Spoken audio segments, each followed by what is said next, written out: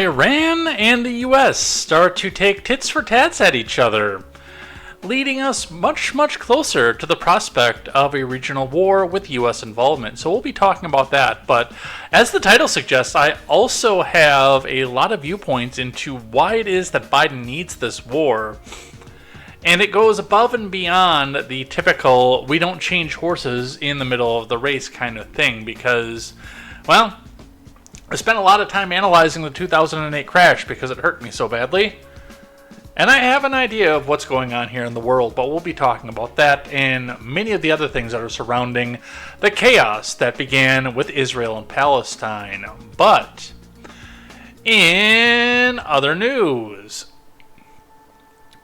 Jim Jordan is out. Republican Party says they will not support him for his speakership bid after he loses a third vote in a row. Now 8 Republicans have their hats in the rings. We'll go over some of what's going on with this, and CNN, of course, telling us that many of them are not Democratic enough to be the Republican speakers of the House, but we'll go over some of that, what that means, and where we go with that.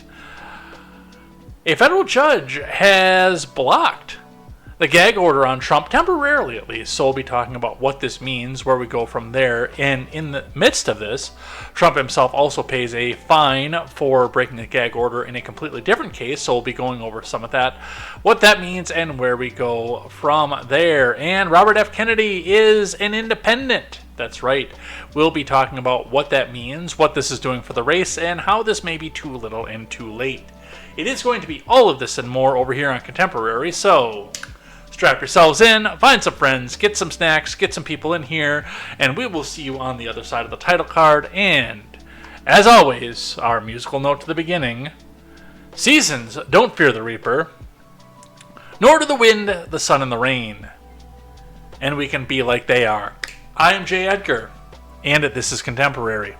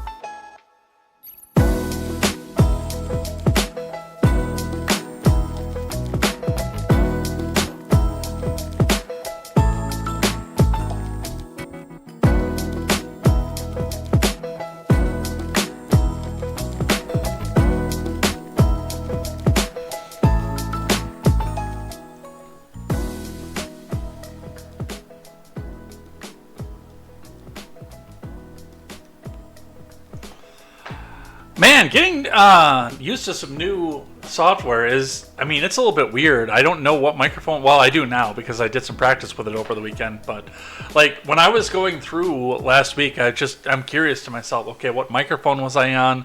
I thought for a second I activated the webcam microphone, it shut the desktop audio off.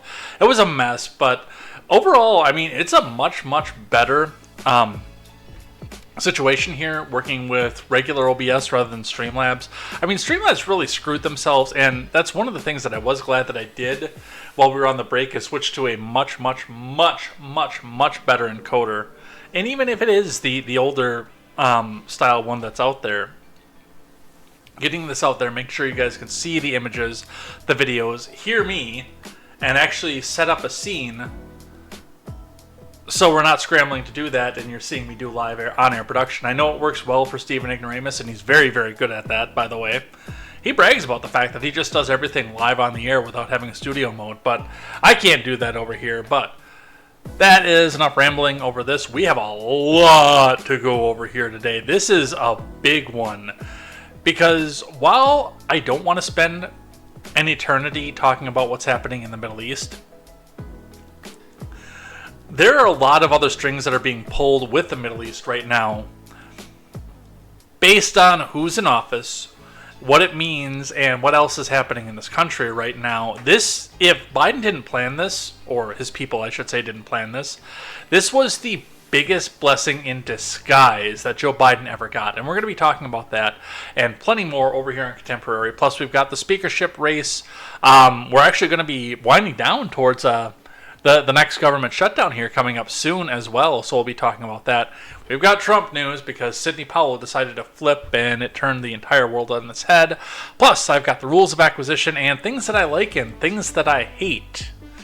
We're actually going to be doing some culture war stuff and things that I hate today as well, so strap yourselves in for that. We will go to the 2-hour mark, and remember, if you are on any of the platforms, YouTube, Twitch, DLive, those 3 platforms, you'll get what your chats are saying up on the screen, or if you're on Rumble, you can say a little bit freer stuff. You can be a little bit freer there, but I can't always read it, and I can't let it go onto the screen as well. But I will react to chat between articles, so get what's on your mind off your chest, and tell some friends, get some people in here. Let's have a good chat tonight. Let's see what's going on here as we talk about the world potentially ending over here on Contemporary. So let's get the live chat up here.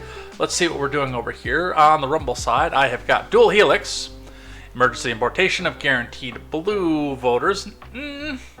That's actually lower on the tier of what we have going on here, but that is a good point. Dual Helix, thank you for that. Over on the Rumble side, on the main chat, Mogwai, do you want to be speaker? At this point, Republicans are coming out in favor of Planned Parenthood, so they won't get asked. No, Lindsay, not that kind of gag. Hear me and obey, says the Mogwai. So yeah, we've got a bunch going on here. Let's get into it and let's get started. And we are going to start today with the docs of all doxes. Now, End Wokeness tells us not to share the original post, which I did not. The people who are sharing the image have gone to the trouble of blacking this out, but we're going to start with something that the Biden admin should not have done. End Wokeness. Holy shit! The White House just doxed the Delta Force fighters that he sent to find the hostages. Do not share the original post. That's right. We've got the hair on the one, but we've got clear face, well, half blocked, but partially clear face, and clear face. Now, of course, we can't see any of this on the screen because of the editing going on here, but this is a stupid, we didn't even get to see the people who went after Osama. A few of them have come forward after the fact, long after the fact, but at the time, we didn't see any of this. You don't do this to special forces. And now there's some speculation here as to whether or not this was intentional or not. I'm actually going to go out on a limb, and I'm going to disagree with some of my more right-leaning friends and say, I don't think this was intentional. I think that this administration is just that unbelievably stupid. We'll read a couple articles talking about this one here. One from the New York Post. Bull Moose Entrapment is over on Kick. Welcome in. That's a new name over there on the Kick side. Now, unfortunately, you're not going to be able to see everyone else pop in with the chat because I don't know how to get that synced into the Kick chat, but you can see it up on the screen. So, welcome, new face. So, all to see new people over here. All right, let's read from the New York Post. White House posts, then deletes photo outing special operators working to free Hamas hostages. From Caitlin Dumbos. The Biden admin admitted Thursday that it had accidentally outed the identities of several U.S. special operators working to help Israel find and rescue hostages taken by Hamas terrorists. Translation: everybody in Hamas now knows who all the people are that are going in and looking for Israeli hostages. And by proxy, who their families are as well. In one of the more egregious examples of the old adage, loose lips sink ships, the White House posted a photo to its official Instagram account of President Biden shaking the hand of a member of the Army's elite counterterrorism unit. Along with the service member Biden was greeting, the faces of 3 other Delta Force fighters could be seen in the photo. Well, to risk using an antique joke off this one, this seems to be like kind of a Delta farce. The soldier shaking hands with Biden also revealed a distinctive set of tattoos on his right arm.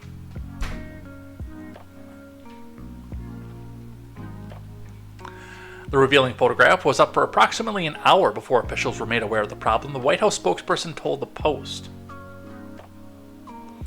As soon as this was brought to our attention, we immediately deleted the photo, the rep said. We regret any error and any issues this may have caused. Do you know how many people archived that post in an hour? Not only archived, but screen capped, shared around. I mean, we've already seen the screen caps, and the people who are sharing them around were good enough to do what, like this one did here, blur out the faces, or like the original one from End Wokeness that we looked at, blacked out the faces as well. So, I mean, you're too little too late if you're up for an hour. The faces and names of the special operators are kept secret to prevent identification by enemies if captured. Photos of Delta Force members are rare and almost never include their faces. Biden spent special operators to Israel last week to help their Israeli counterparts on every aspect of the hostage crisis, including sharing intelligence and deploying experts from across the U.S. government. So, yeah, this is a no-no. You don't do this. That is a stupid thing to do.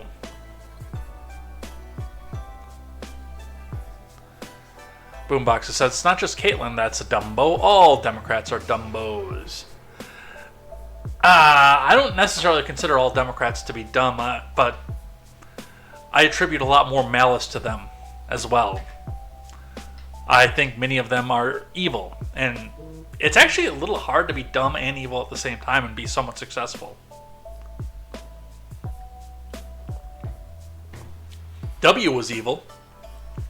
But that dumb act that he did, that was an act.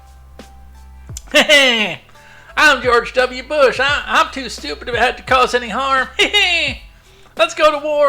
Daddy, are you proud of me yet? Alright, what else do we have here? Israel, shaking the fist over at Hezbollah and Iran. Israel sends clear message to Iran. If Hezbollah joins war, we'll wipe you off the face of the earth. Have you guys, by the way, been listening to Ben? And I don't usually recommend listening to Ben. I myself don't typically listen to Ben. Although, in all fairness, with the Trump legal troubles, I've been doing more Ben listening than I care to admit at this point, because he is an educated lawyer and can get information to me in ways that other places cannot. And I somewhat trust his judgment in these cases. And he's been, for being an anti-Trumper, fairly objective in his takes on the Trump thing. But, I mean, stuff like this can only be coming from the Daily Wire. The Daily Wire is basically waving the Israeli flag at this point. Israel sends clear message to Iran. If Hezbollah joins the war, we'll wipe you off the face of the earth. From Ryan Saavedra. Nir Barkat, Israel's Minister of Economy, warned Israel's enemies, namely Iran, that they will pay dearly if they decide to join Hamas's war against Israel. Barkat's remarks come as the IDF have pounded northern Gaza with precision airstrikes targeting terrorist infrastructure. And civilian infrastructure, by the way. Don't let the neocons bullshit you. I understand that Hamas hides behind civilians, but they are still going after civilian infrastructure.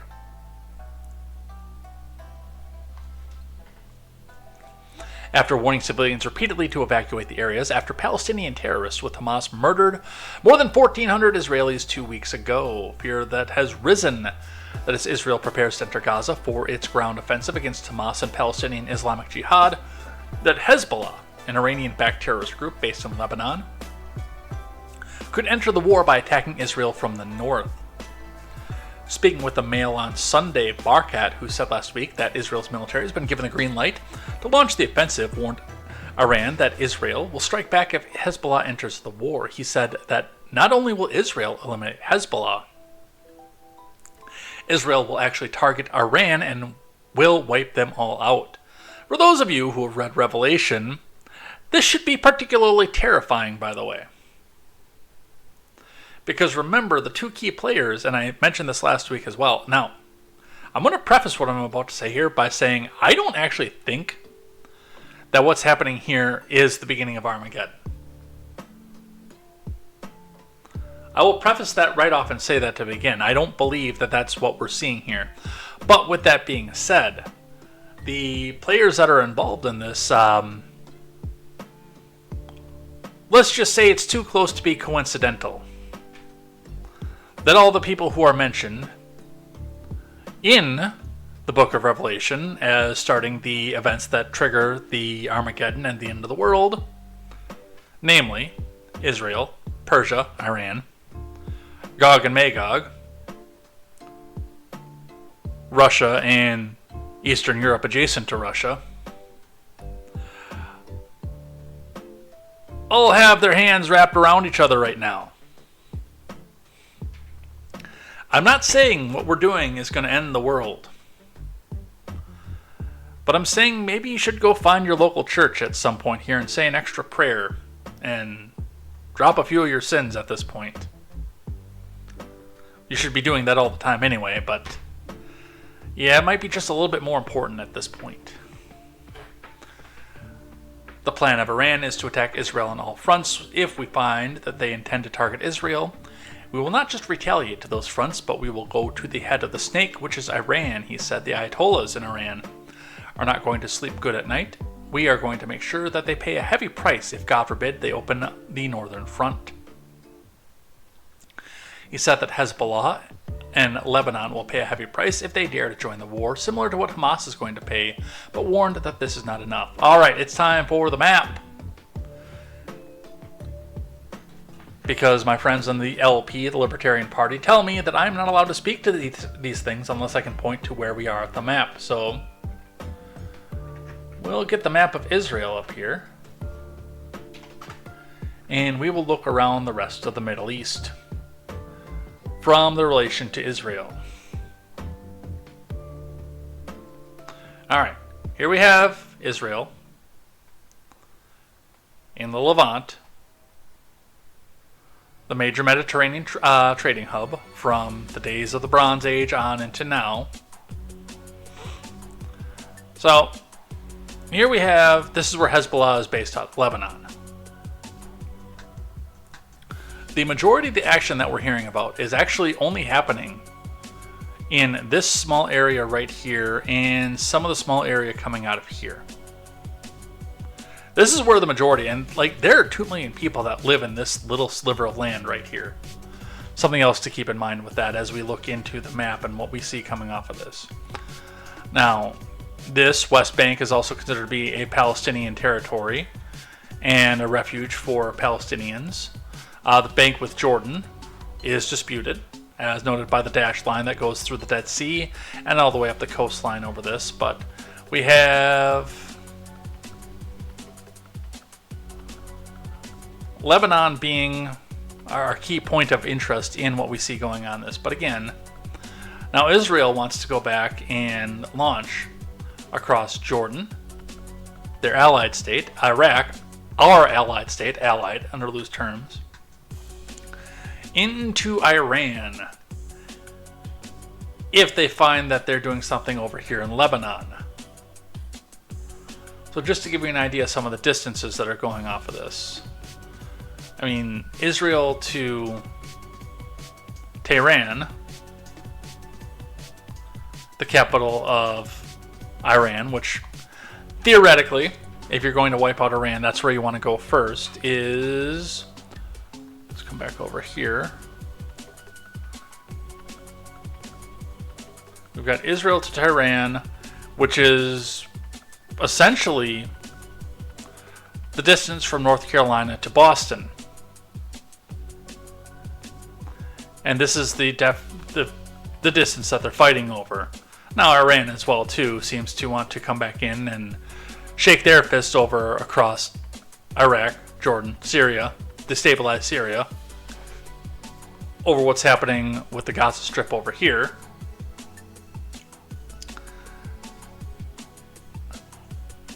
But that's the region that we're looking at right now.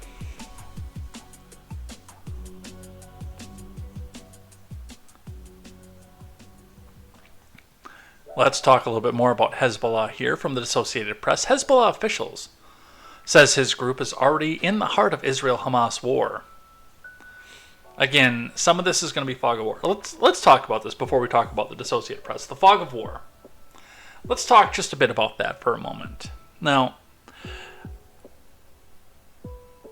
work has picked up, and it's part of the reason I've been more quiet on Twitter, or X if you prefer, lately, is that I have not had a chance as much ability to go into Twitter and stir the pot and argue with people. Plus, of course, I don't like giving views to people like the Krappensteins and Mueller, She Wrote. Even though Mueller, She Wrote isn't blue checked and isn't eligible for the monetary shares, or Jersey, My Wife's Son Reliant. I don't like interacting with them, and that's what basically Twitter's been spamming onto the front of my feed constantly. That's part of the reason I stepped back. Part of the reason, again, is because I don't have as much time to do Twittering stuff anymore. I'd like to. I miss Twitter a lot because, I met some of my best friends through Twitter. But the other big reason that I've stopped is just because there is a fog of war. And there are a lot of interested parties that want to see something bigger come from this, with the U.S. getting involved. And that includes, by the way, our current administration. We'll be talking about that a little bit later when we talk about retaliatory strikes from the U.S. because of, theoretically, what it was that Iran did. But there are a lot of interested parties on the outside that really want to see us get into this war. Russia get involved into this war and actually see a full-scale world war come from this. Hezbollah can sit here, this official can say whatever he wants. And there are going to be people who believe it, and there are going to be people who don't believe it. Just based on who is making the claim right now. And one of the hardest parts for this is everybody jumped in, well, not everybody, but so many people jumped in full throat, both feet in, to their side, whatever their side might be on this particular conflict, based on who they trust saying what it is that they trust. I don't trust any information that's coming out of this region right now. We're seeing photos are doctored. We're finding out that the hospital bombing wasn't actually a hospital bombing. We're finding out so much more after the fact, where so many people have come in and made the condemnation on basically a knee-jerk reaction. And we did the same thing with the Ukraine, too. I still don't believe a word of what came out of the Ukraine. Hey, remember that conflict that's still going on, by the way? I don't believe a word of it. Because, with the anti-Russia propaganda that's been going on basically since Donald Trump got elected the president in 2016 and took the office in 2017, it would be like nothing to say, hey, forget about the fact that our politicians have a vested interest in this country that Russia has invaded. Never mind also the fact that the region that they are sticking in is full of separatists who have Russian loyalty. Never mind any of that. But hey, the Ukrainians are killing Russians 1,000 to 1. And they're totally winning this war, even though it's slogging on and not going anywhere and never stopping. They're totally winning. Can't you see how much winning we're doing with this? I don't believe a word of it. I don't believe what happened with Prigozhin. I don't believe Prigozhin's dead, by the way. You don't just kill a warlord on an airplane that survived after pissing off half of the rest of the Eastern European sphere for the last 40 years. You don't just get shot down on a plane. But there's that. But let's read what Hezbollah has to say about this one here. From Bassem Mraoui, a top official with Hezbollah, vowed that Israel will pay a high price whenever it starts a ground offensive in the Gaza Strip, and said Saturday that the militant group is based in Lebanon, already is in the heart of the battle. Excuse me. The comments by Hezbollah's deputy leader, Sheikh Naim Qassem, came as Israel shelled and made drone strikes in southern Lebanon, and Hezbollah fired rockets and missiles towards Israel. Oh, the train is coming. I hear the train a-comin'. It's rolling around the bend. Oh, we got more chat, by the way. Grant is over here. You're over 900. Yes. 900 episodes in. We would have passed it sooner, but number one, I needed a break, and number two, working 60-ish hours a week means that we can't do this every day, as much as, man, do I miss doing this every day. Interesting. None of those places look like America. You are correct. There's the UK. I can see it from my house over here. Nice. Now, oh, I can see my house. Oh, that's 80s kid, not Grant. I was going to say, Grant can probably see a lot of world landmarks from where he is at. Or at least in relative short order, but that's because they're replicas. Grant says APS guidelines not to call Hamas terrorists. That's correct. Lindsey Graham has a giant war boner for Iran and for John McCain, by the way.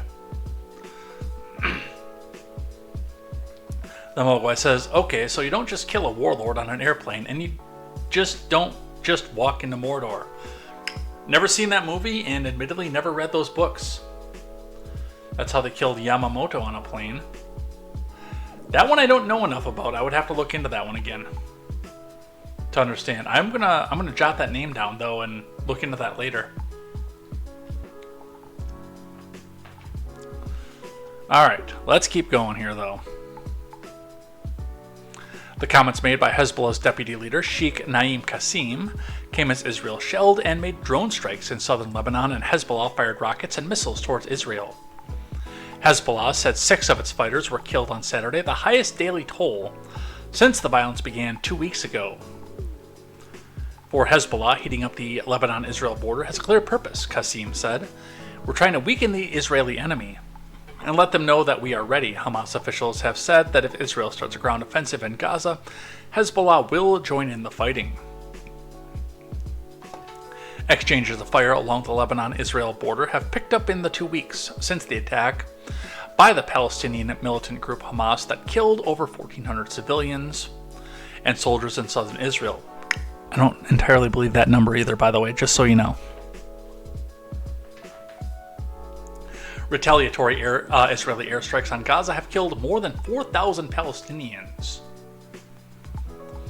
There are concerns that Iran-backed Hezbollah, which has a weapons arsenal consisting of tens of thousands of rockets and missiles, as well as different types of drones, might try to open a new front in the Israel-Hamas war with a large-scale attack on northern Israel. Qasim has said his group, which is allied with Hamas, was already affecting the course of the conflict by heating up the Lebanon-Israel border and keeping 3 Israeli army divisions tied up in the north instead of preparing to fight in Gaza. I should go back to the map and do the distance of Iran from Israel based on the UK, just because 80s Kid is here. That's what I should do. Because I know North Carolina to Boston means like next to nothing to him.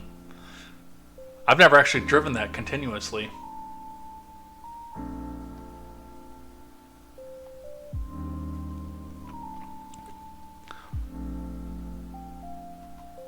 Qasim said this group, which is allied with Hamas, is already affecting the course of the conflict by heating up the border and keeping 3 Israeli army divisions tied up in the north instead of preparing to fight Gaza. Which, I mean, you should be able to do anyway, because you should keep all your borders defended, especially if you have Hezbollah to your north. There should be ground troops on the West Bank border too. That's just intelligent. And you've got the people for it. I mean, you've got 120% call-up rating from your reserve forces. Apparently, allegedly. Which means for every reservist you call up, 1.2 people are showing up saying, give me a gun, I want to fight.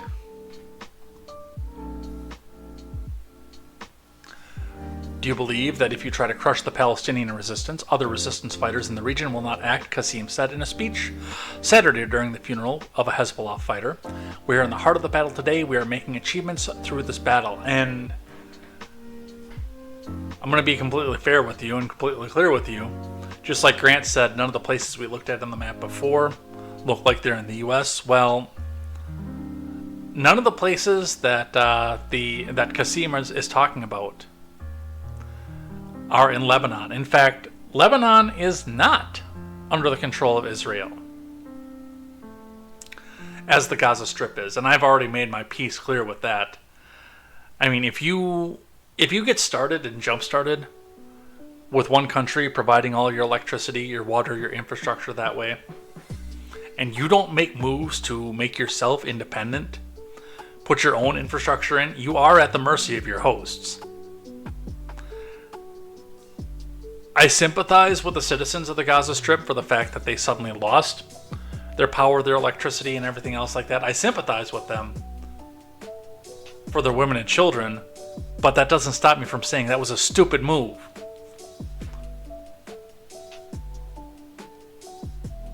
You should have made your own infrastructure by that point. All right, now for the crux of the U.S. involvement with this, from CNN. Intelligence shows Iranian-backed militias are ready to ramp up their attacks against U.S. forces in the Middle East. Oh, our intelligence agencies are saying that, you say. Our intelligence agencies that have a vested interest, because their paychecks depend on how much war we are in this world. It's our intelligence agencies that are saying this. All right, we'll give them the benefit of the doubt. Let's read what it is that they have to say. Let's get the live chat back up here.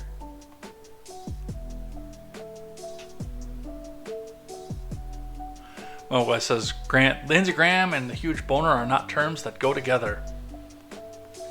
Again, unless John McCain is involved. This is from the entire staff of CNN. Another one of those articles that took 4 people to write. Natasha Bertrand, Katie Bowe-Lillis, Zachary Cohen, and Jennifer Hansler.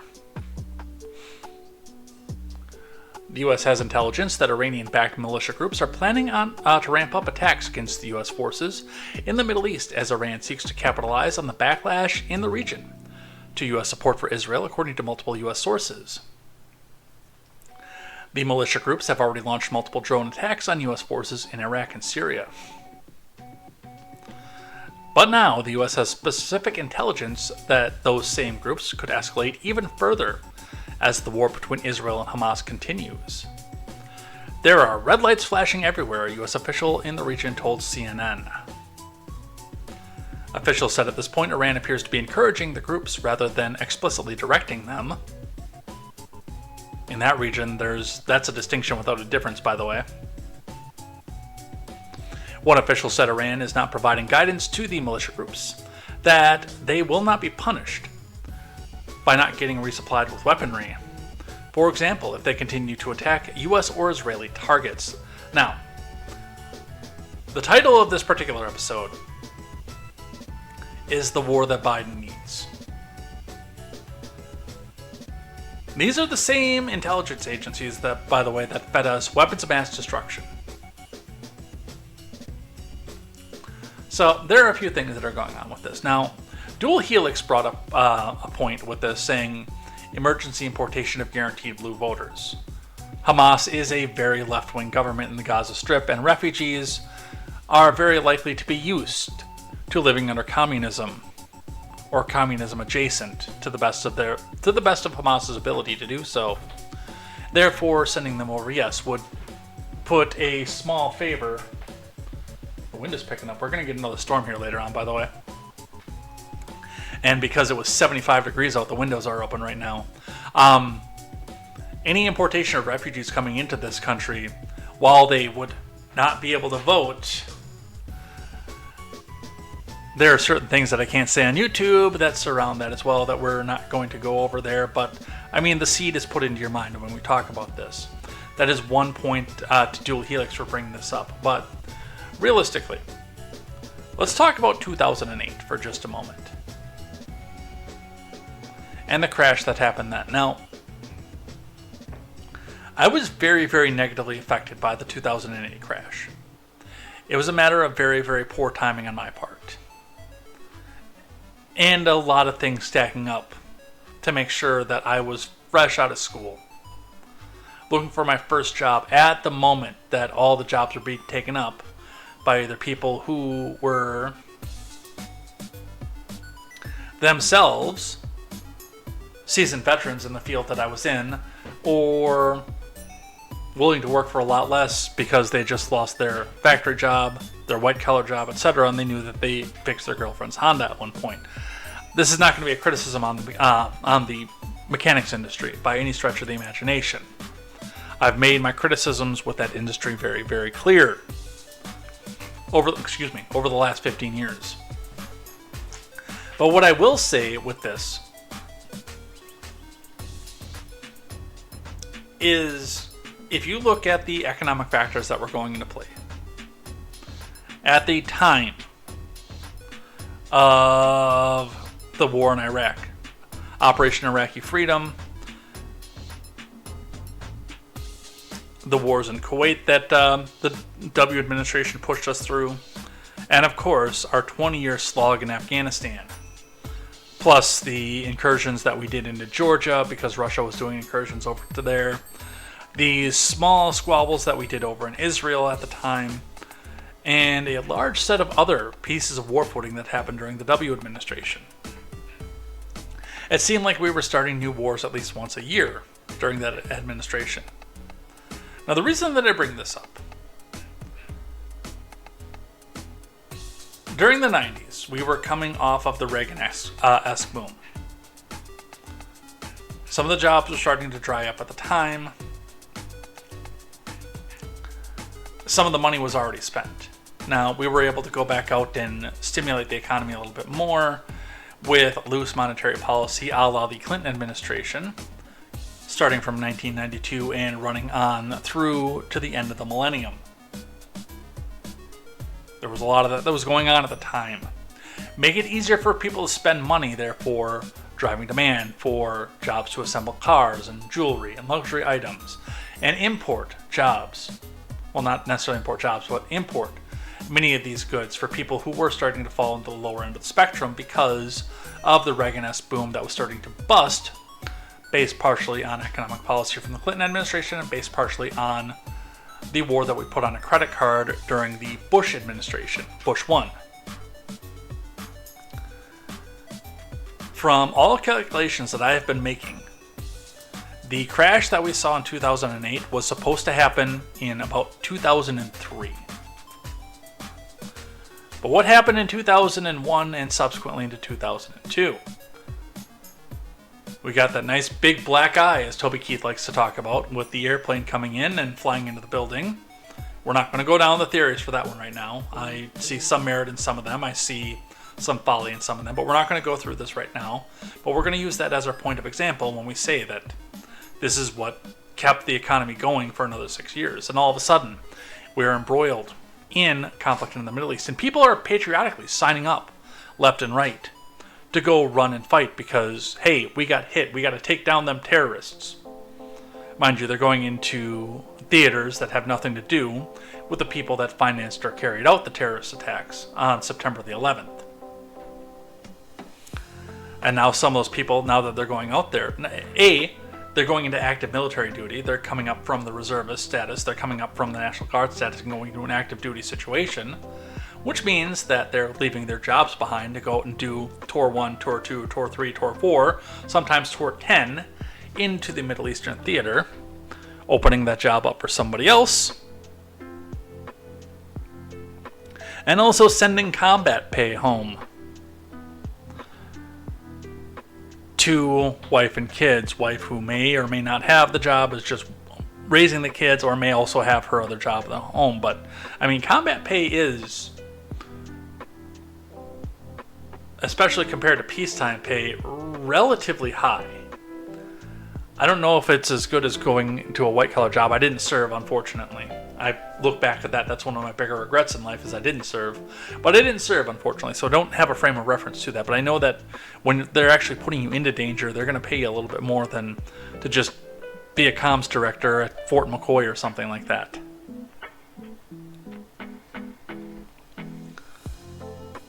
And all of that pushed what happened with the economy, especially because we were being propagandized to. Hey, we've got to go after Saddam.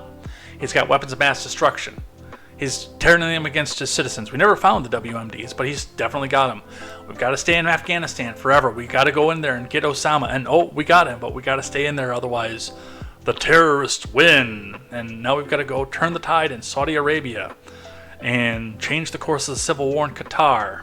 That was another big one. And keep Russia out of Georgia. And all that combat pay and all these soldiers then turning around and again leaving their jobs behind and sending either money back to their families or moving their families abroad. Their families leaving their jobs behind to go live on a base in Germany, France, Spain, places like that, where we have allied bases. Poland was a big one at the time.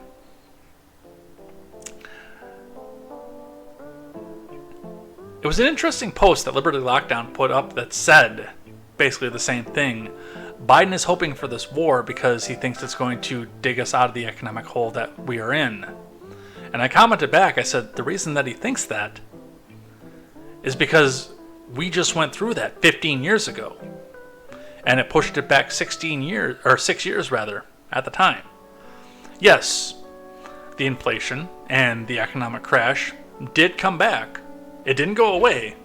It just got put off for a little while. But that'll be long enough to get Biden a second term and deny Trump his second term. And then what happens after Biden croaks, that's between one neocon and one neoliberal. And I legitimately think that that's what they're hoping for right now, to get this popped off and get, because there are such strong emotions, especially for Israel, because of the religious aspect, and the U.S. being a mostly Christian nation, and the second most prominent religion here being Judaism, of course, there are religious aspects to this, where people will get patriotic. Well, they're not seeming to as much this time through, but where people will get patriotic and they'll want to get up and serve, and they'll hope for a draft. I know that the neocons are already licking their chops hoping for a draft right now, because you'll start to get some of that combat pay going home.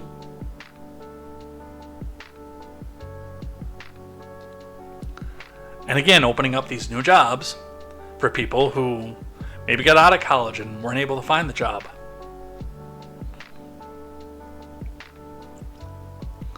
And you kick the can down the road for 3, 5, 6, maybe 10 years. And then hope and pray there's a Republican in office to take up the brunt of the crash.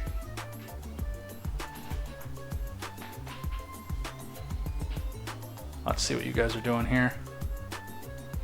The U.S. has wanted to invade Iran since 1980.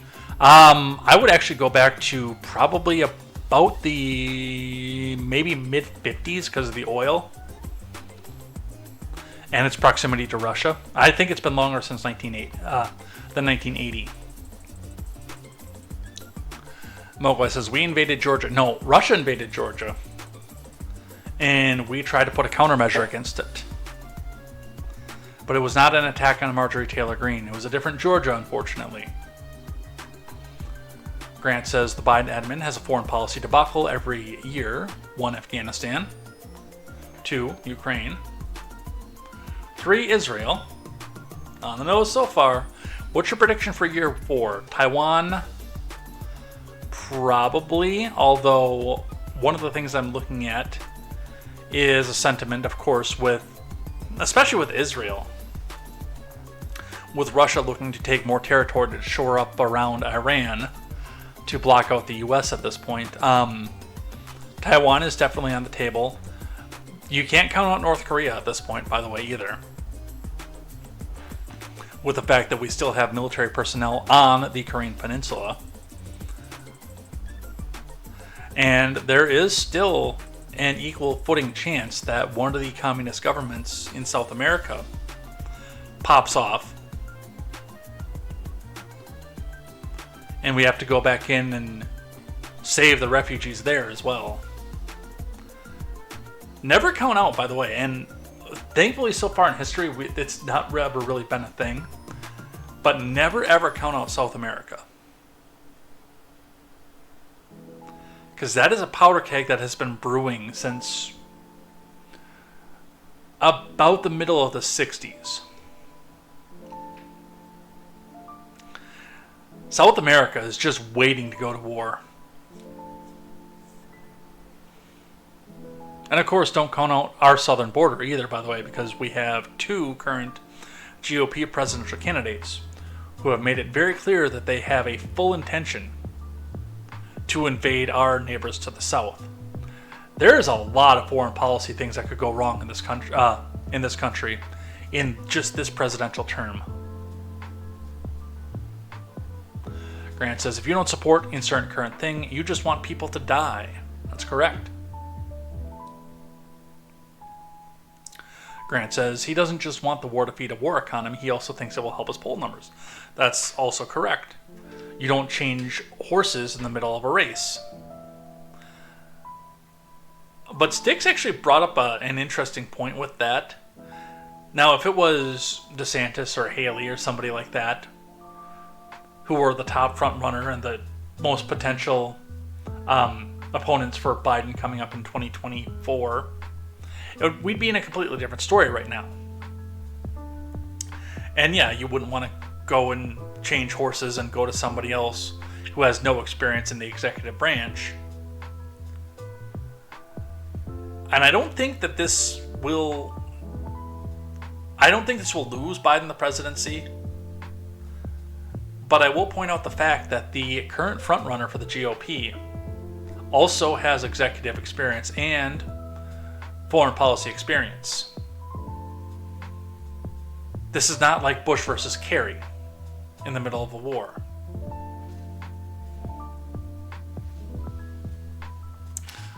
So yes, that is absolutely correct. It will help us poll numbers. The Mogwai says if Biden gets a second term, how long before Harris gets Biden to schedule a convertible ride through Dallas? I don't think she has to do a convertible ride. I think she just has to walk behind him going downstairs. I know they go to extra lengths to make sure that the president and vice president aren't both on Air Force One at the same time, but she might convince somebody to go make an exception for that one. The Mogwai says North Korea. Anyone else hearing the MASH theme? We can make that happen, Mogwai.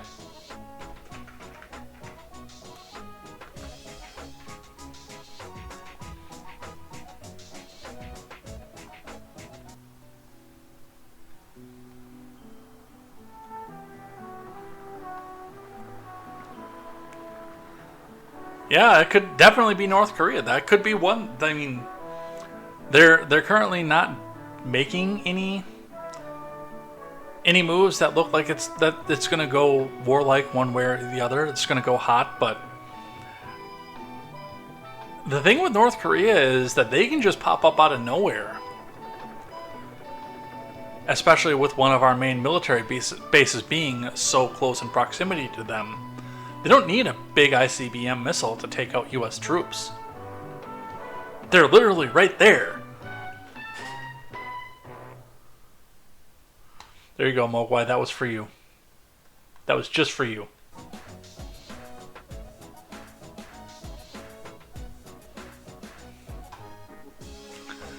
Alright, let's grab the last of the live chat here and let's get back to there. DeSantis has Patriot missiles on the ready, and they are patriotic too, by the way. If you don't believe in DeSantis' Patriot missiles, then you are a bad American. You're not patriotic. And Grant says she'll schedule more stairs for Biden. Oh, I don't recognize that symbol. Oh, that's Pac-Man. Why didn't I recognize that at first? Whoever's listening on the audio platform later on has no idea what I'm talking about with the live chat, by the way. Grant says, I don't think it'll be North Korea because North Korea cannot win the waiting game because South Korea stopped having kids. Oh, can now win the waiting game because South Korea stopped having kids. What would prompt them is if they stopped getting support from China, which is also a possibility, by the way. That is correct. So that's where I see this going on. And again, going back to this. Now, there are militia groups that are taking shots at U.S. troops. And our intelligence agency, whether by actual intelligence they're getting or by trying to put their finger on the scale, one way or the other, they desperately want it to be Iranian. Because that draws us into a regional war which will involve several of our allies, not just Israel, but also Iraq and Saudi Arabia, and Yemen, and Qatar, and gives us all the excuse that we need to be in that region. Balls deep. So that's something to watch for as we continue to go down this road. And of course, they're shaking their fists as well. Politico says Pentagon says it will hold Iran responsible for attacks on U.S. troops. Because of course they did. Lara Seligman, reporting over for Politico. Excuse me.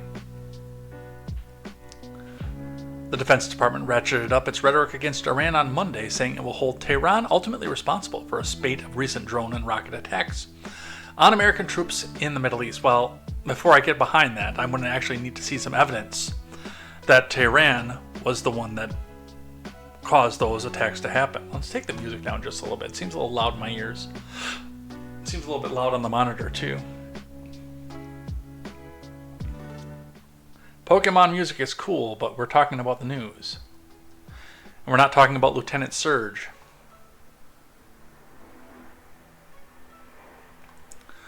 While the Pentagon does not have information that the government of Iran explicitly ordered the attacks on U.S. forces in the past week. See? Hey, look, there's the Air Force going right now, too. I don't know if the mic picked that up or not, but 2 Harriers just went overhead.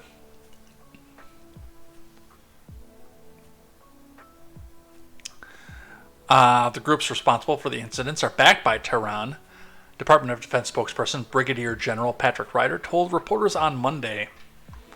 Well, again, can we actually see some intelligence of that before we go jump in both feet into something like this?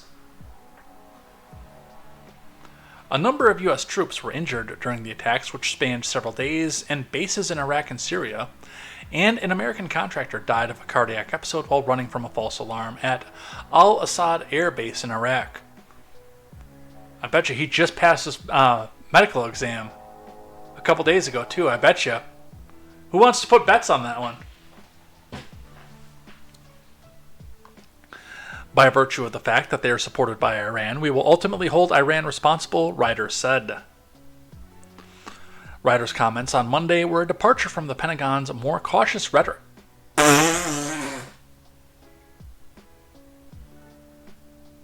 I'm sorry, did you just say cautious rhetoric coming from the Pentagon? You know that place that General Milley served out of? That Pentagon? Cautious rhetoric from the Pentagon. Yeah, I don't fucking buy it either. Against Tehran, since Hamas militants' surprise attacks on Israel on October 7th launched an escalating regional conflict.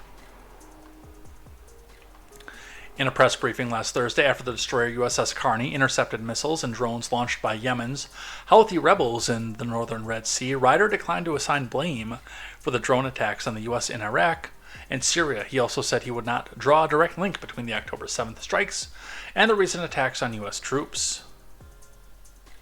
On Monday, however, Ryder pointed to statements last week by Iranian proxy groups saying that they would scale up attacks on American forces if Israel launches a ground invasion of Gaza. So, it's coming. And they're going to try to push us into it.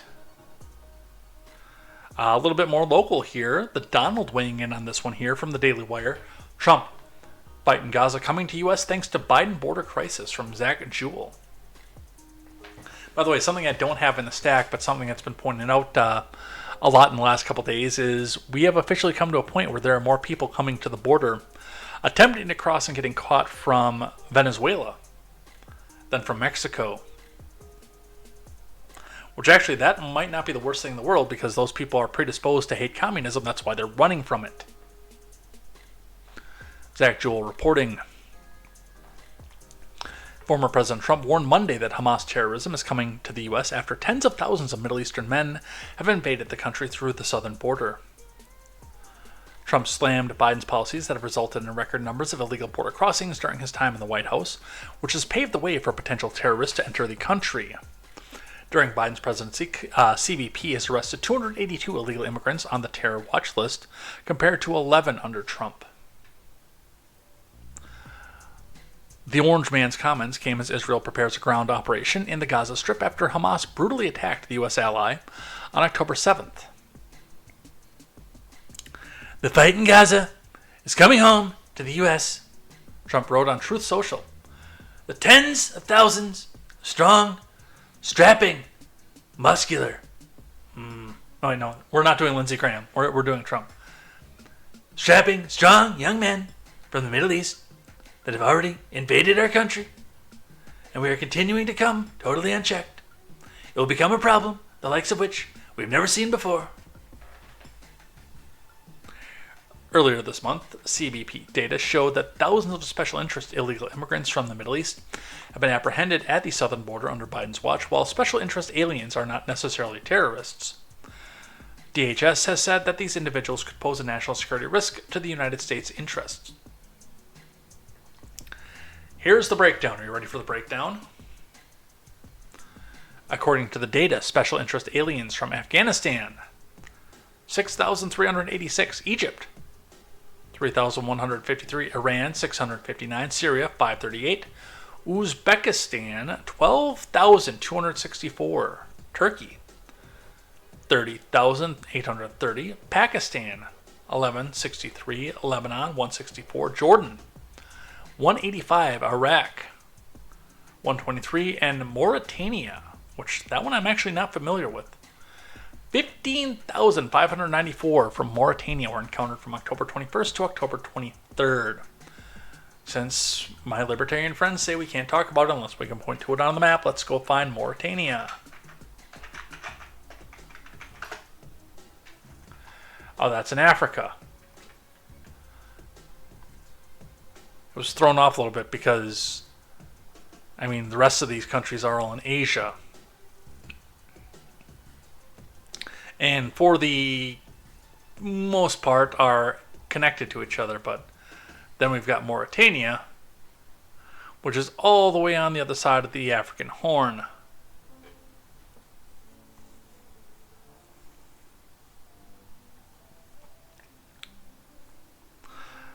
Close enough to be involved in another regional conflict that the world has suddenly forgotten about because of Israel, by the way.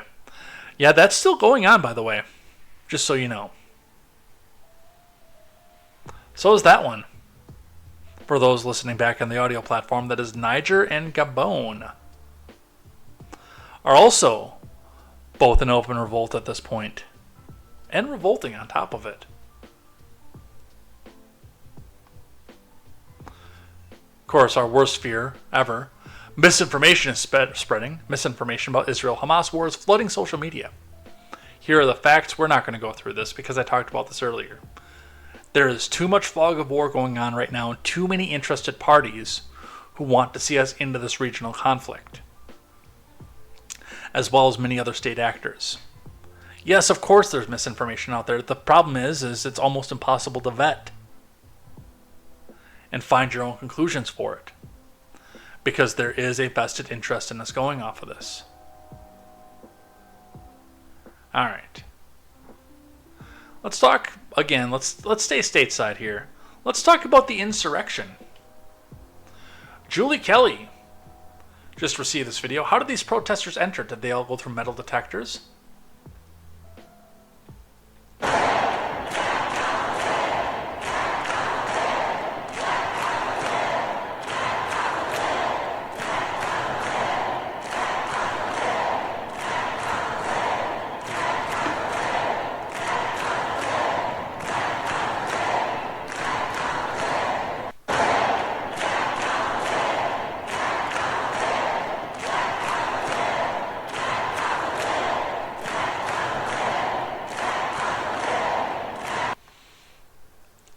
So I have no idea what the chant is even saying there, but I will give them credit. It did not start with hey, hey, ho, ho, like every other left-wing chant in history. These people supposedly have the monopoly on artists and rappers and musicians, and they can't write a new chant.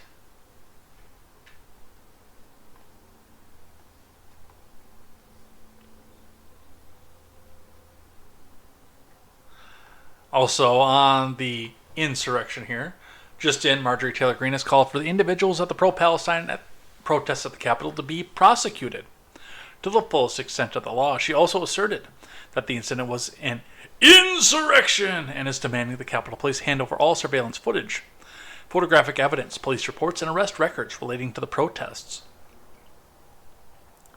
The Committee on House Administration must investigate this incident and review all footage and evidence provided by the Capitol Police, and the insurrectionists involved must be prosecuted to the fullest extent of the law. More than 100 people were arrested, according to CBS News, out of about 300 people who were protesting off this. Now, they are getting arrested for some of the same things. Obstruction of an official government event, breaking and entering, illegal demonstration on the House floor, the last of which should not be a law to begin with. I mean, we were founded on protesting against the government. That's what this country was founded on. But I digress. None of these people, even the ones that didn't get arrested, they're not going to have phone calls made to their jobs saying that they've changed and that they were far, far too deep into one of the main political factions. They're not going to get their houses raided. They're not going to have all their electronics taken away for 2 to 3 years. They're not going to face enhanced sentencing from a judge, even if the prosecution doesn't request jail time. Most of them are going to get turned loose and pay a trespassing fine to come back and do it again later.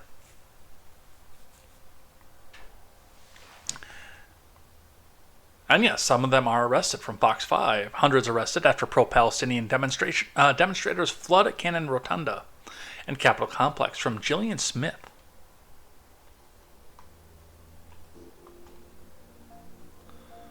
Hundreds were arrested Wednesday after pro-Palestinian protests broke out on Capitol Hill, with demonstrators flooding onto the Cannon House office building and large crowds gathering with flags and signs around the Capitol Complex. Excuse me. The Cannon House office buildings hold several House committees and congressional offices by 2:30. Its rotunda was full of protesters singing and chanting "Ceasefire now" and "Free Palestine."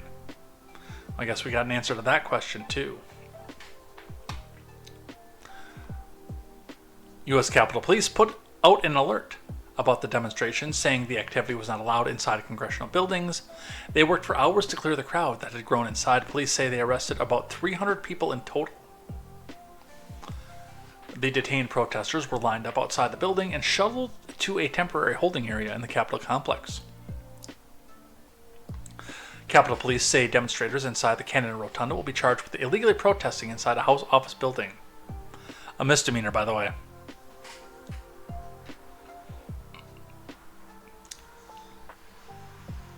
They say among the arrests, 3 people were charged with assault on a police officer during processing, which if they did, then good.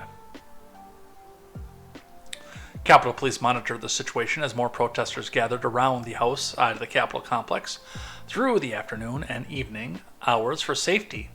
They set up temporary rolling road closures and only allowed Capitol staff and employees to enter and exit certain areas. So again, they'll actually go back and arrest some of these people, because God forbid you actually get to go into the people's house and make your voice heard.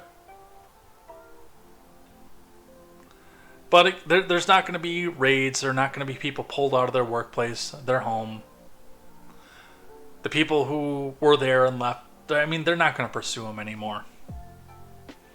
It's basically whoever they could arrest at the time that it was going.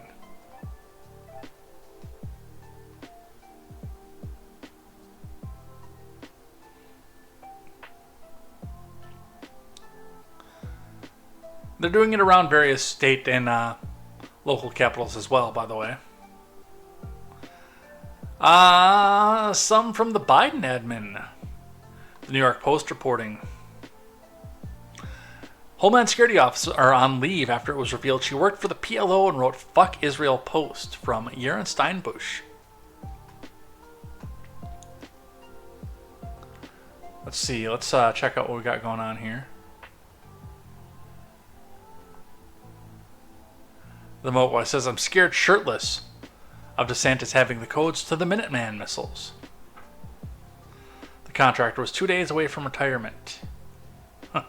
Lindsey Graham's entered the chat. Into is here, by the way. Hi, J. Edgar. Hi, Into. Can the government get two different planets than Matt Gaetz and MTG? The shit's going into space is why aliens don't want to make first contact. Aliens are treating our planet like Myrtle Beach. Methed Out Trailer Park. Methed Out Trailer Park is the name of my Blue Oyster Cult tribute band.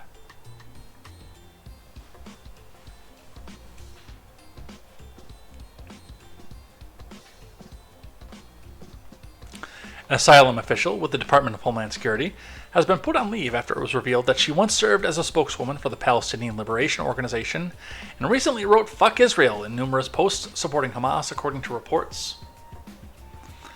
Nijwa Ali, an officer with U.S. Citizenship and Immigration Services, an agency of the Homeland Security, worked as a public affairs officer for the PLO's delegation in the U.S. in 2016 and 2017, the Daily Wire reported. She was hired at the USCIS in 2019 as an asylum officer, and earlier this year was made an adjudication officer, according to her LinkedIn profile. The roles include vetting people before they enter the U.S. Yeah, that's a conflict of interest. Yeah, that's a big conflict of interest, so she gone.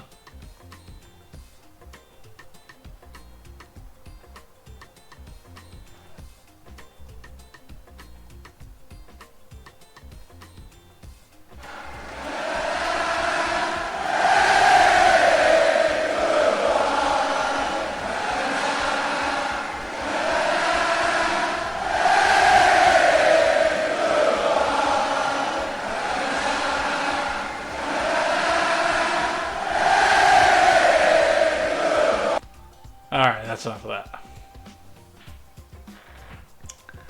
Yeah. How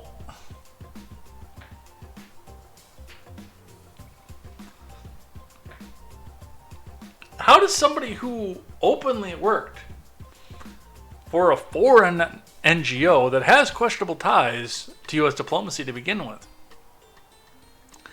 get a job like that? That feels like there should be some oversight somewhere outside of what we've already seen.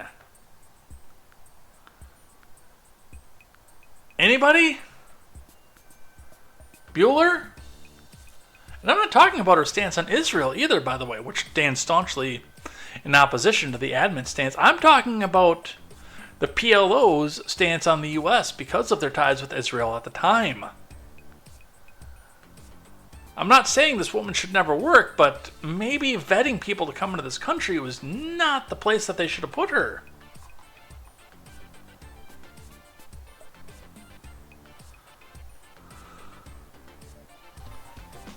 Yeah, that's a big conflict of interest. So, hit the wrong button. Tried to bring the Rumble stream back up to current. And then I heard my voice. So, she gone. Let's talk Thunberg. I swear we're going to get to other stuff here today, but let's talk about Greta. Greta got in the news. And of course, Israel had to slam her as well. And no, not like the Greta sticker on that dude's hard hat. I still say it was funny, but that was in very poor taste. Greta Thunberg deletes pro-Palestinian post featuring anti-Semitic trope. Claims that she was completely unaware. Let me see if I can find the picture. Greta Thunberg. Octopus picture. And I'm using a Google product, so that's probably... They're probably going to make sure that we can't see that. No, it's there.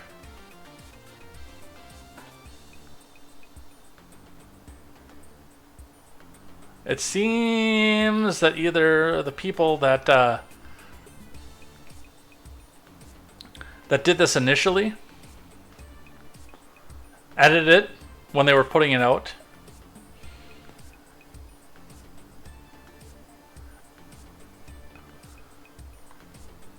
Yeah, because given the fact it was actually the Blaze that put it out there, or sorry, Crowder's not with the Blaze anymore, but it was Crowder that put it out. I would say that maybe that was a bit of an exaggeration, but let's go ahead and look at the picture. Open image in a new tab. Let's bring this over here.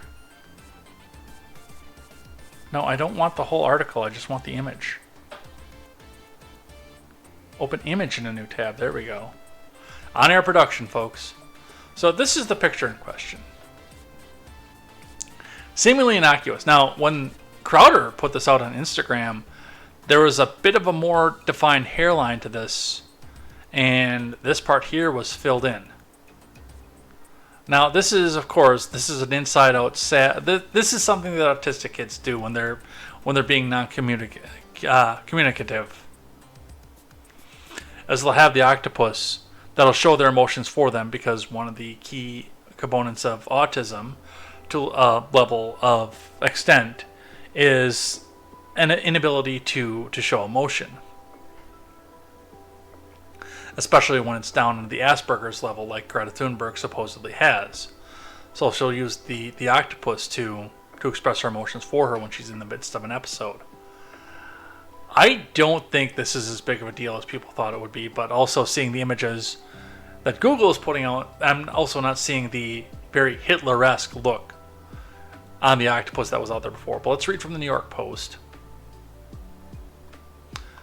Greta Thunberg, how dare you, was accused by Israeli officials of being a terror supporter Friday after posting pro-Palestinian messages, initially featuring a toy octopus, a known anti-Semitic trope.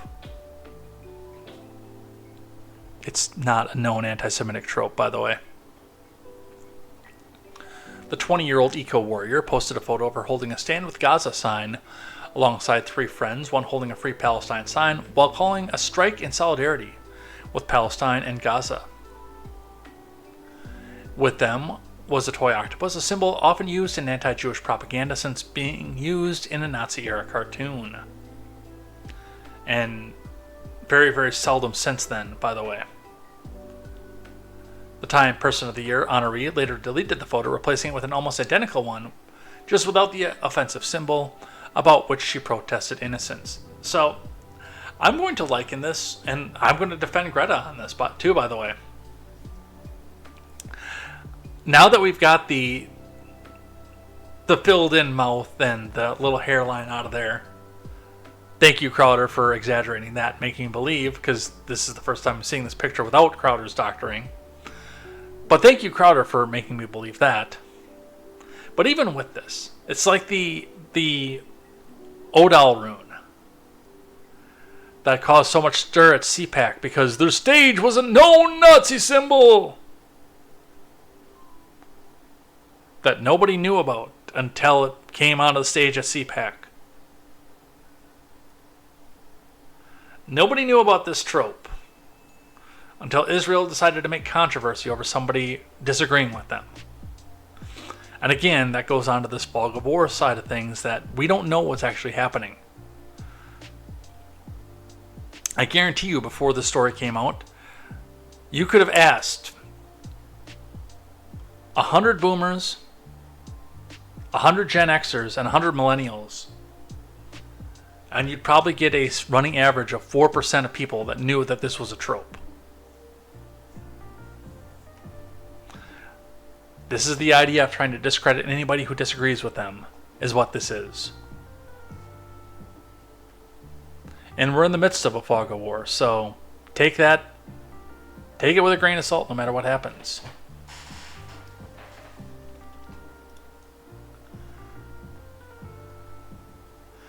Alright, the Senate, of course. We'll touch on this one briefly here. Senate passes bipartisan resolution affirming support for Israel. Because of course they did. Morgan Rimmer reporting for CNN. The Senate passed a resolution affirming their support for Israel, its right to self-defense, and condemning Hamas's attack on civilians. The final vote count was 97-0. Don't worry, they didn't do anything else. They just said, we vote that we think that this sucks. Praise Israel. A lot of people were coming out here saying this was a bipartisan bill of sending them trillions of dollars. No, this wasn't it. This had all the symbolic power of, hey, you suck, you jackass. This is barely newsworthy. I just wanted to touch on it briefly.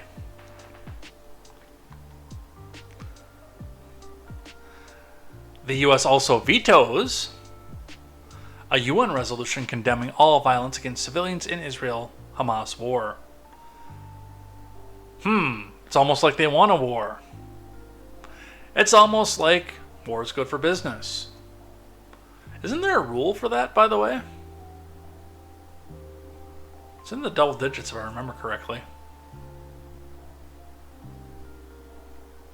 Yeah, right there. The 34th rule of acquisition. War is good for business. But never forget the 35th rule of acquisition. Peace is good for business.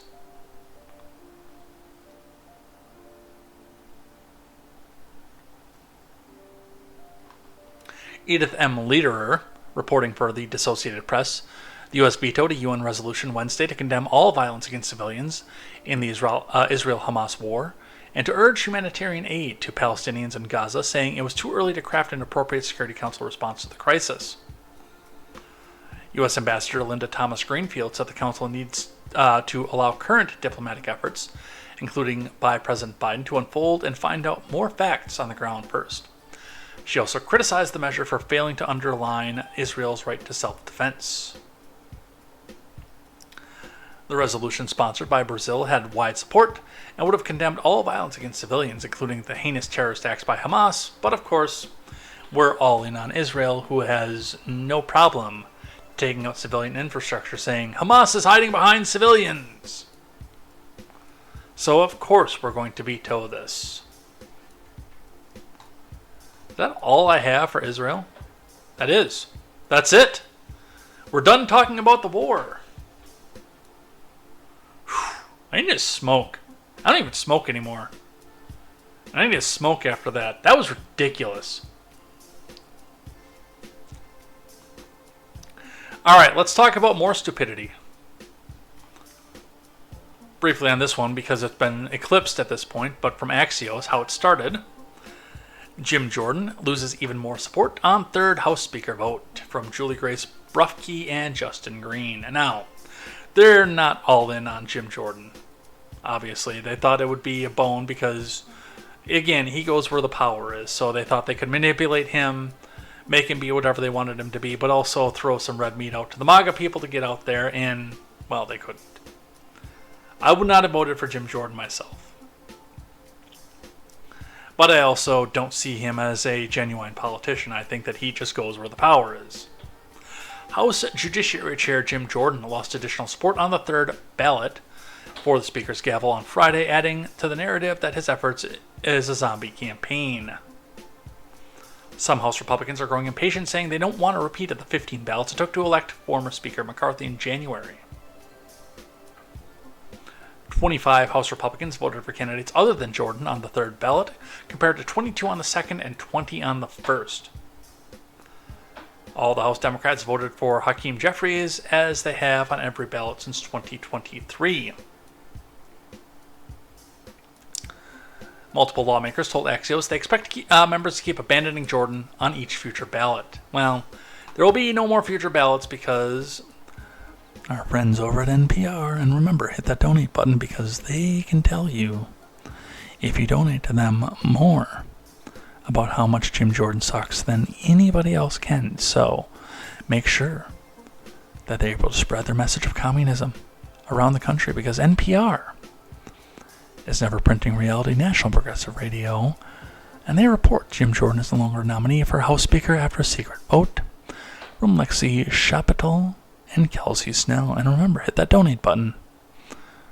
National Propaganda Radio needs your support. They're only 10% funded by the government. They need your support. So let's see what it is that they have to say.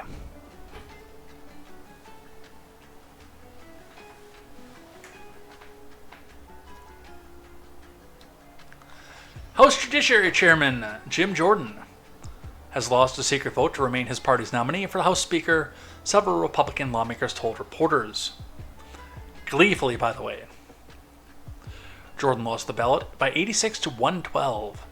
Rep. Kat Kamek of Florida said she added that Republicans will leave town for the weekend, and members will have until noon on Sunday to declare their candidacy.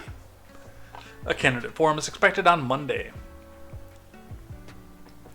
The secret ballot came after Republicans rejected Jordan's bid on the floor Friday for a third time, this time by a bigger margin. Opposition to Jordan's nomination grew from 20 GOP defections earlier this week to 22 and finally 25. After the referendum on Friday, Jordan told reporters that Republicans need to come together, unite around a candidate. Yeah, but that candidate's not going to be you, and I'm sorry to say that I'm not disappointed by that. Now, I can't think of anybody in the House that I would rather see as the Speaker. Maybe Massey. But he's been on my nerves lately too, so maybe not him. But maybe Massey, but I'm not disappointed that Jim Jordan is not going to be the nominee.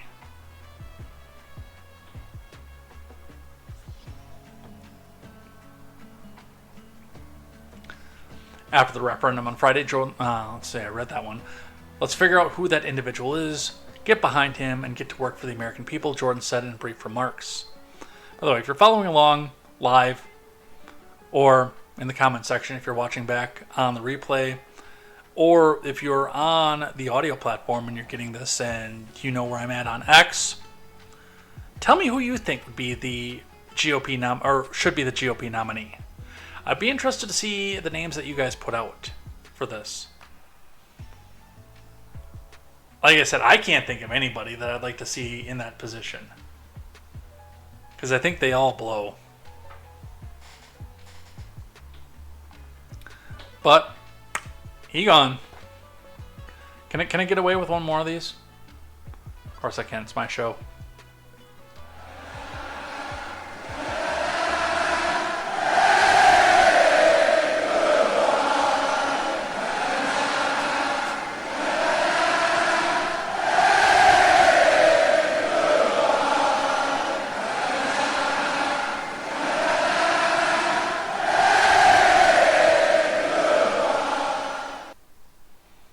All right.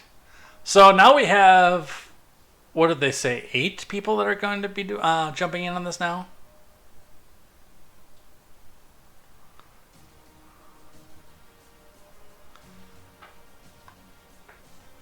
From the USA Today, 9 Republicans are running for the House Speaker. Only 2 of them voted to certify the 2020 election. This is some litmus test that the USA Today feels that they have to field only to Republicans, by the way. If you go back through GOP presidential counting ceremonies, you'll see a lot of protests and a lot of unanimous Democrat support denying the attempting to protest and deny the vote to insert generic name of GOP candidate here, be it Trump, be it Bush, be it Ford, be it Nixon.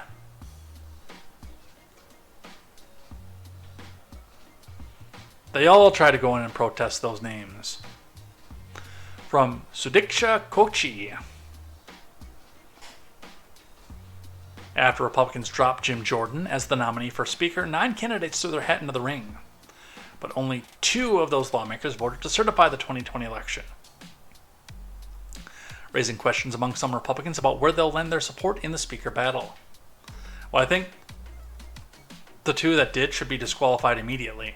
I don't even know which 2 they were. I didn't pre-read this article. But those 2 should be disqualified immediately.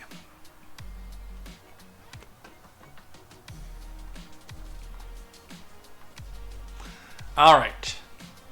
The 9 candidates running for Speaker include Tom Emmer of Minnesota. Oh, hell no.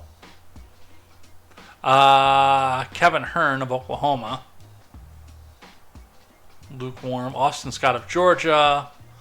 Byron Donalds, Florida. No. Byron Donalds won't get half the vote. Jack Bergman of Michigan. Mike Johnson of Louisiana, no. Pete Sessions of Texas, hell no. Dan Miser of Pennsylvania, I don't know enough about him to make a decision. And Gary Palmer of Alabama, no. Look, there's 9 people I wouldn't vote for. Well, 8 people I wouldn't vote for, and 1 person I don't know enough about to know whether I'd vote for him or not. Both Emmer and Scott voted to certify the 2020 election. Well, they're disqualified. Releasing statements shortly afterwards condemning the January 6th Capitol Selfie Fest. During the Selfie Fest, a group of former President Donald Trump supporters tried to honk honk. No, they didn't. That's a lie. And I will not read that on my channel. But that's who's running. If any of those are yours, come and get them. They're drunk. Liz Cheney saying evil Donald bad. From CBS, Liz Cheney says House GOP chaos is direct result of Kevin McCarthy-Donald Trump alliance. In spite of the fact that it was his vocal supporters who got him ousted.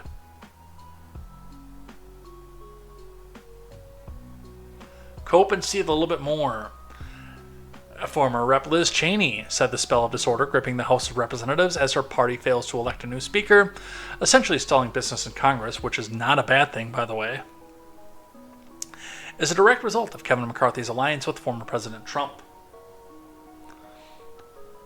I think what you're seeing right now, and among the Republicans as the House, is a direct result of the decisions that Kevin McCarthy made to embrace Donald Trump, to embrace a most radical and extreme members of our party and elevate them, said Cheney during an appearance on Face the Nation on Sunday. So it's not a surprise that we're here where we are, but it's a disgrace and it's an embarrassment. But you know what she didn't do while she was there from the USA Today? Cheney doesn't rule out presidential bid, calls Trump the single most dangerous threat. In spite of the fact that her dad was a bigger threat to the peace and prosperity of this nation than Donald Trump ever would be. From Sudiksha Kochi. Former Wyoming Republican Rep. Liz Cheney said in an interview that former President Trump is the single most dangerous threat the country faces and did not rule out a 2024 presidential bid. Do it. It's not that I want to see her be president. I want to see how badly she gets humiliated. Immediately.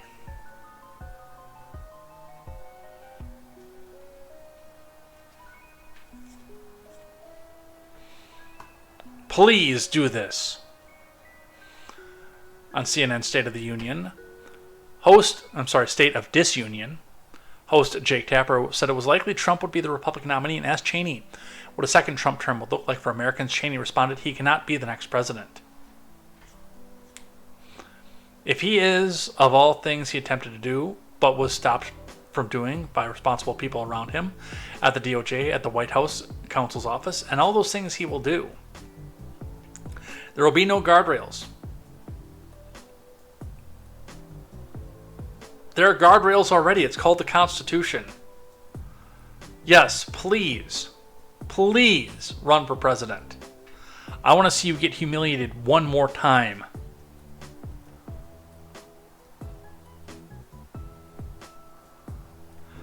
All right, in Biden news, despite denials, Biden's $200,000 check from brother shows direct payment from his family's business. So we've got this check that's been floating around, and we'll look at it. Comer's got the check on his press release here. President Biden has repeatedly claimed that he never had anything to do with his son's or brother's business ventures while he was in public office or remained a public figure. However, new evidence released Friday by the Oversight Committee Chairman Jim Comer shows that the 2018 Biden received a $200,000 payment from his brother Jim connected to the failing healthcare company AmeriCorps. In 2020, A Biden campaign official told Politico that Biden never talked with his brother about AmeriCorps or expressed support for the business, but now the public has evidence. Biden received a payment from his brother, funds that Comer alleges were made available by loan payments to Jim from the near-bankrupt AmeriCorps. That raises questions about what Biden actually knew about the source of these funds he received. The White House did not immediately respond to a request for comment. In 2018, Jim received $600,000 in loans from AmeriCorps, a financially distressed and failing rural hospital operator, according to bankruptcy court documents. James Biden received these loans based on representations that his last name Biden could open doors and that he could obtain a large investment from the Middle East based on his political connections, Comer said in an oversight committee post to X. Comer's assertion comes from bankruptcy court documents filed by AmeriCorps' trustee against James Biden. Filed by AmeriCorps' trustee against James Biden. On March 1st, 2018, AmeriCorps wired a $200,000 loan into James and Sarah Biden's personal bank account, not to their business account. On the same day, Jim wrote a $200,000 check from the same personal account to Joe, Comer added. So, we've got the check, which seems like a really stupid way to do it. And of course, they say it's loan repayment, $200,000 to Joseph Robinette Biden Jr. March 1st, 2018. So now we actually have some evidence to this.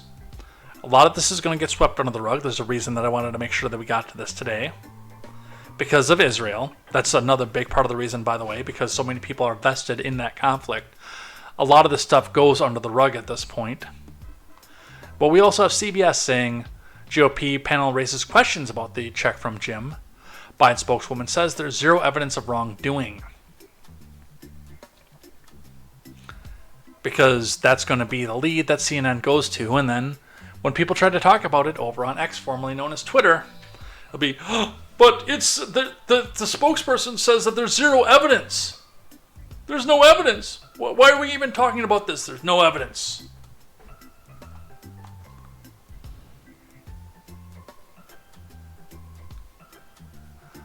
Let's talk Sidney Powell for just a moment. Breaking report, DA dismisses all 7 felony charges against Sidney Powell in exchange for misdemeanor plea deal. Which is not something you usually see in a RICO case, except when you do. CNN says Trump attorney Sidney Powell pleads guilty in Georgia election subversion case. From Marshall Cohen, Morayo Ogumbayo, and Nick Valencia. Former Trump attorney Sidney Powell has pled guilty in the Georgia election subversion case 1 day before her trial was set to start. As part of her guilty plea, Powell is admitting her role in the 2021 breach of an election system in rural Coffee County. With the help of local GOP officials, a group of Trump supporters accessed and copied information from the county's election systems in hopes of somehow proving the election was... Gotta be careful with that word, this is YouTube. She pled guilty on Thursday to 6 misdemeanors, 6 counts of conspiracy to commit intentional interference with performance of election duties, a significant reduction from 7 felonies she initially faced. But, of course, this is what RICO cases are intended to do. They're not intended to put large swaths of people in jail. They're intent to sweep up scores of underlings and threaten them with years and decades in prison, loss of everything, loss of their ability to live life, to practice law, to do their jobs, to do anything else in the world, in the hopes that they look at the options that they have here and say, hey, I might actually get convicted of this. Hey, I'd like to change my story now. Whether or not what Sidney Powell said to get down to this plea deal is true, whether it's true or not, that remains to be seen.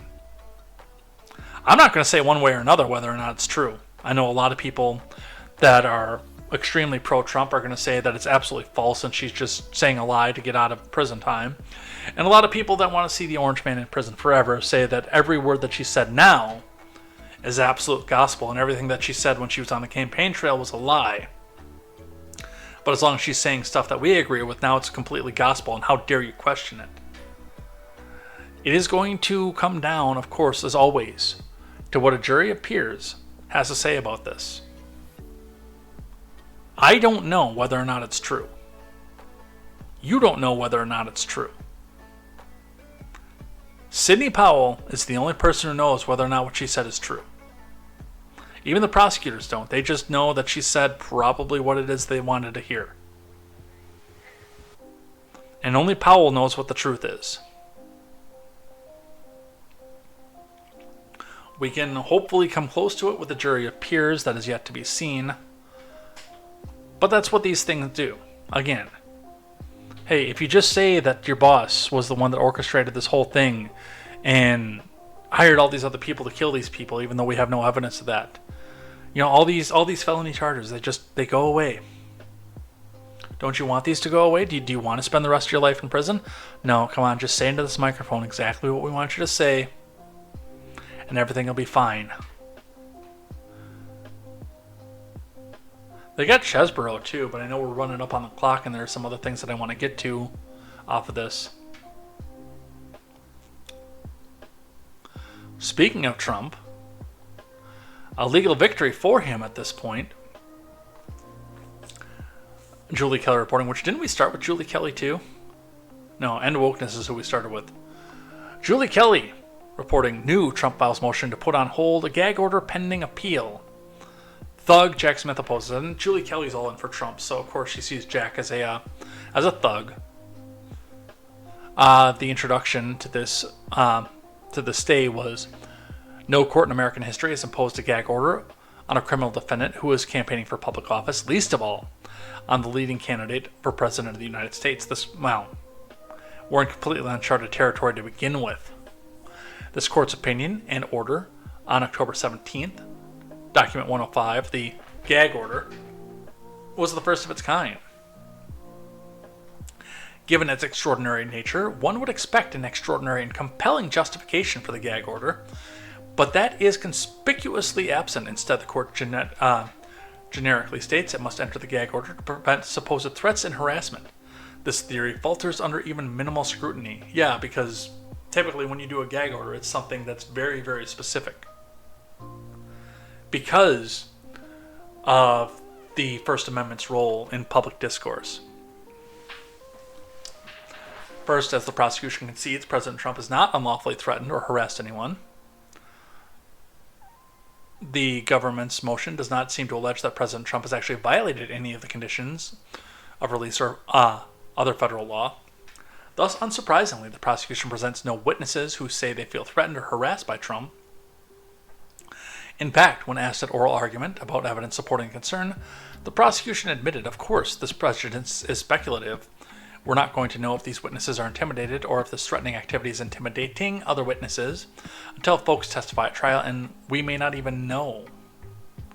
The court likewise cited no evidence on this point, made no specific findings, and declined to give any meaningful consideration to the prosecution's lack of proof. These are fatal omissions.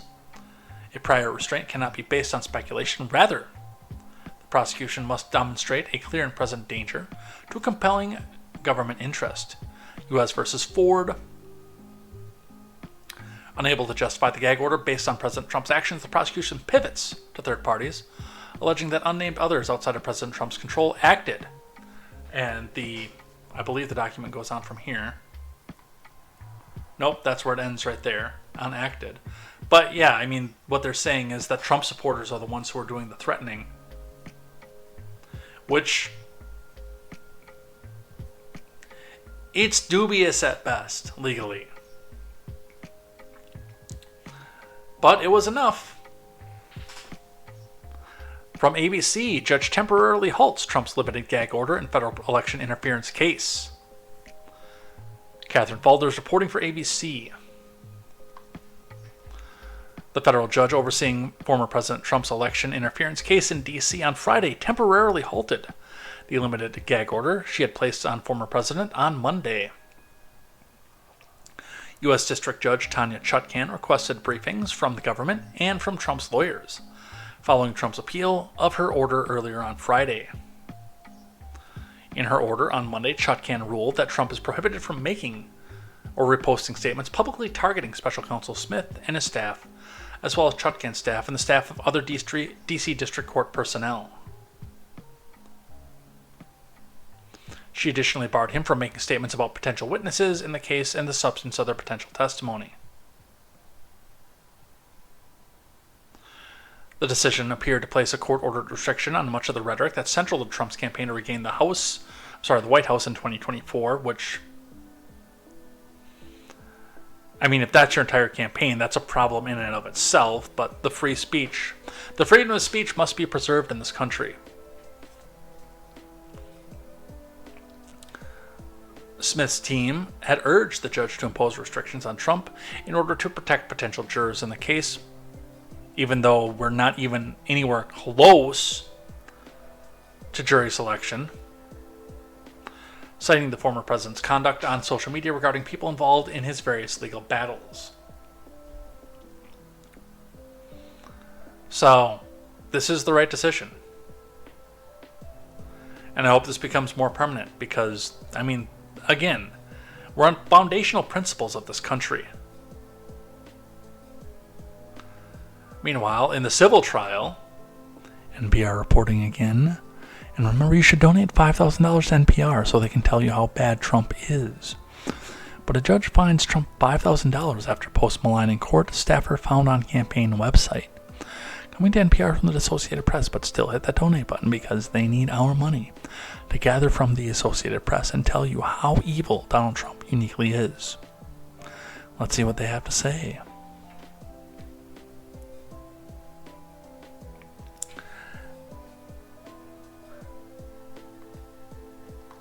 Former President Trump was fined $5,000 on Friday after disparaging social media post about a key court staffer. His New York civil fraud trial lingered on his campaign website for weeks after the judge ordered it deleted.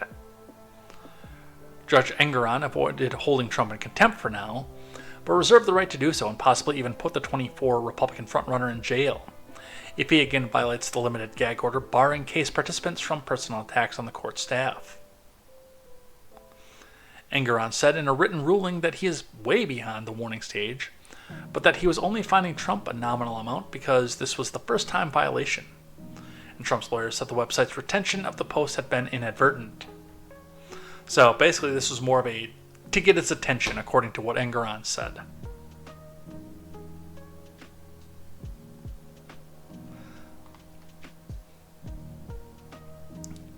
Alright, what do we have left? Just a couple more. RFK is running as an independent. Politico reporting, Kennedy family feud cool, says RFK Jr.'s independent run rattles Republicans. This is going to change somewhere in the near future. This is all the way back from the 14th, by the way. So 10 days ago, Chris Kennedy expects Thanksgiving might not be so awkward this year now that his older brother, RFK Jr., is no longer running for the president as a Democrat. Roberts' announcement earlier this week that he is taking his bid outside the party structure could be damaging to either President Biden or former President Trump, but Republicans appear to be the most nervous. The Republican National Committee came out of the gate with negative statements, and the once glowing Fox News coverage Robert used to receive has turned far more critical. Why? It should be critical to begin with. The guy's a fucking moron. And an asshole to boot. And for at least one other member of the Kennedy's family, it's a relief. Robert's presidential aspirations have roiled the Kennedy family ahead of his brother's announcement in April. Chris said in an interview with Politico, there was robust intra-family dialogue about Robert running. All of us shared with him our candid thoughts. It's what a big Irish Catholic family will do. The Kennedys, who have one of the most prominent names in Democratic politics, didn't leave it there. Conversations urging him to drop out continued. Chris said members of the family confronted him at a large family event at Hyannisport and in Cape Cod. They brought it up with him over text change and in Zoom meetings. None of them like conflict amongst ourselves, Chris said, but when they do, it's full contact. Now,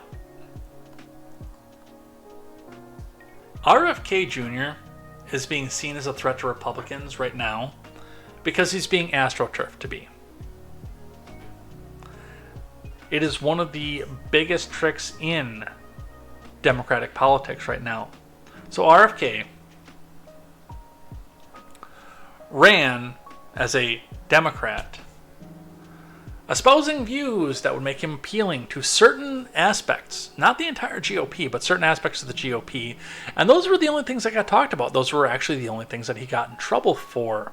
You think it was an accident that he got booted from Twitter based on his thoughts about medical procedures we can't talk about on YouTube? And that was the focus of everything. That's where all of the Biden babies came out and said that he was evil for. All the Democrat supporters came out and said he was evil for. That was not an accident. That was the only aspect of his entire platform that anybody seemed to focus on. You know why? Because it put him in the spotlight of conspiracy theorist Republicans who were already not going to vote for one of the mainline candidates like DeSantis or Nikki Haley. That put him in the spotlight and said, hey, this guy actually might be one of us. We might be Democrats again. This guy is cool. Let's do this. And the fact that the right people saw him as evil kept him in the focus of a lot of these people. But RFK Jr. was in full-out favor of the lockdownerism that these same people hated so much. You want to talk about somebody who's an extreme? Look at RFK Jr. on guns.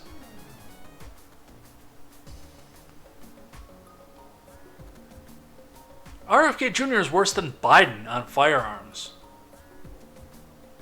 A Kennedy's never seen a foreign war he didn't like. And of course, all the other aspects and problems that go around the Kennedy family from the start to finish. This guy is not a threat to Republicans, who are mostly all in for Trump to begin with. As much as Politico tries to astroturf him up to be a threat to this, he's not a threat to any... He's not even a threat to the neocon establishment assholes.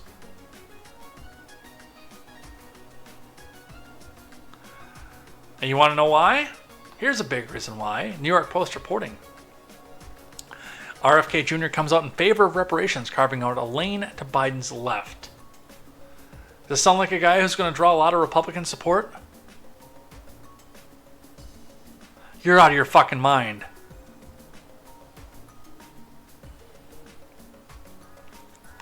Independent candidate RFK Jr. supports issuing reparations to the black community, making him the most prominent 2024 candidate to favor the controversial policy meant to atone for slavery and legal segregation. No, it's meant to buy votes, is what it is. Biden has largely been silent on the issue, leading to frustrations among the far left. Kennedy, who ditched his Democratic primary challenge to Biden earlier this month, has spoken out in favor of issuing federal dollars to rebuild black infrastructure, and by federal dollars he means your dollars, by the way.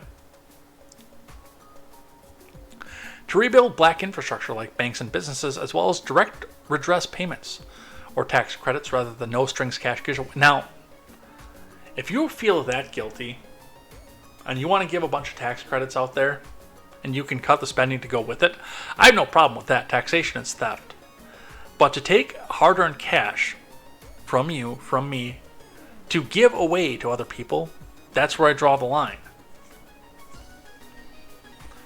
Everybody should get tax credits. I'm Irish. My family was enslaved too. Give me that sweet tax credit. Come on. But then, I mean, this whole thing too, like rebuild black infrastructure. We use the same infrastructure. Because we live in the same nation and mostly the same cities. If your black infrastructure is crumbling and degrading, that's something you should take up with your mayor or your alderman.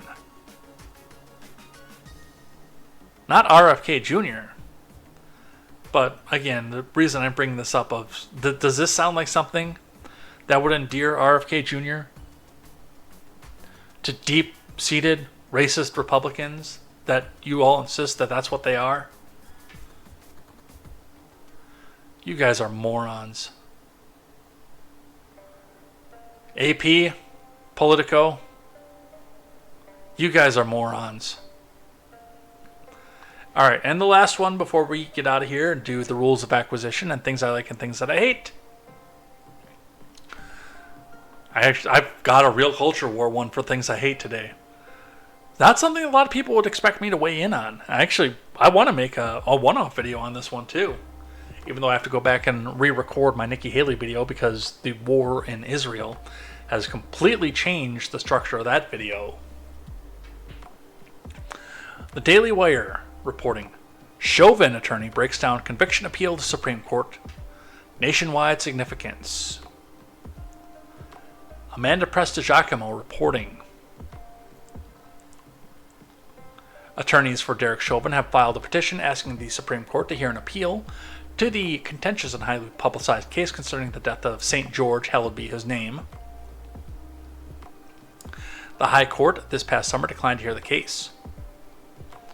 Chauvin was sentenced by Judge Peter Cahill back in 2021 to 22 and a half years after a jury found the former officer guilty of second-degree murder, third-degree murder, and second-degree manslaughter in Floyd's death. So, intentionally and unintentionally killing a man. That in and of itself should be enough to appeal the conviction. Right there. That last point that I just made. One of Chauvin's attorneys, William Moorman, told Alpha News the appeal is of nationwide significance, noting that several reasons why he believes his client was not given a fair trial. Again, the fact that he can be convicted for murder 2 and man 2 at the same time tells me he got railroaded. Specifically, we argued that Minnesota courts violated Mr. Chauvin's right to a fair trial under the Sixth Amendment by refusing to transfer his trial to a location in Minnesota that was not affected by the St. George riots. If the jurors acquitted Mr. Chauvin, they would have been bracing for a resumption of riots in their own community and possible threats to their own personal safety, which virtually all the jurors expressed when questioned by the attorneys prior to the trial. Supreme Court precedent provides that such cases should be presumptively transferred without any finding of actual juror bias. In the other words, the bias is presumed. And not only that, but we look at the medical record again.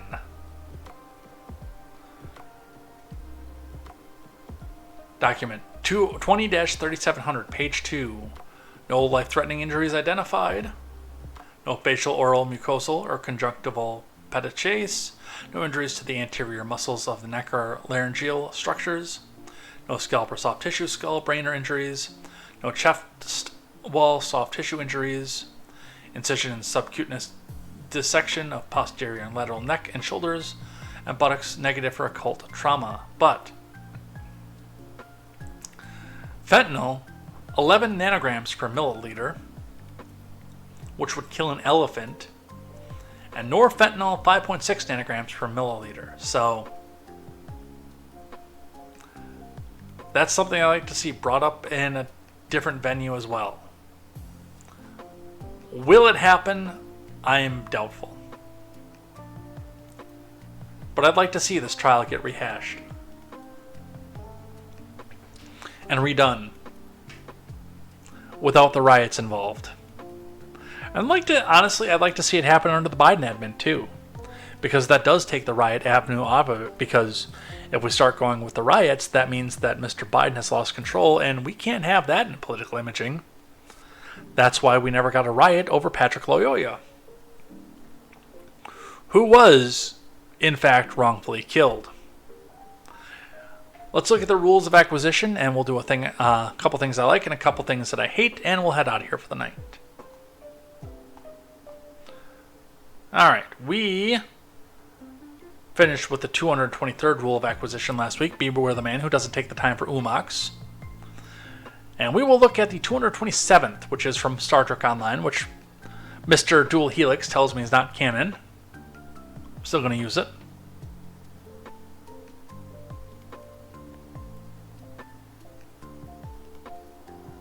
Dude, I can't answer that, Boomboxes. And you know why.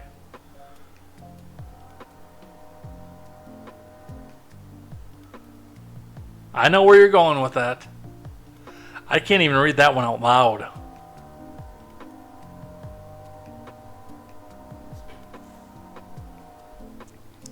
Alright. The 227th rule of acquisition. If that's what's written, then that's what's written. Actually, that goes a lot with the slogan of the channel that I've been doing and the slogan of my entire online presence that I've been doing since I started doing this. And that is, never take the words of bloggers, podcasters, or journalists as gospel. Find all the facts and draw your own conclusions. If that's what's written, then that's what's written. And we see that in the articles that we go over every day or every week now.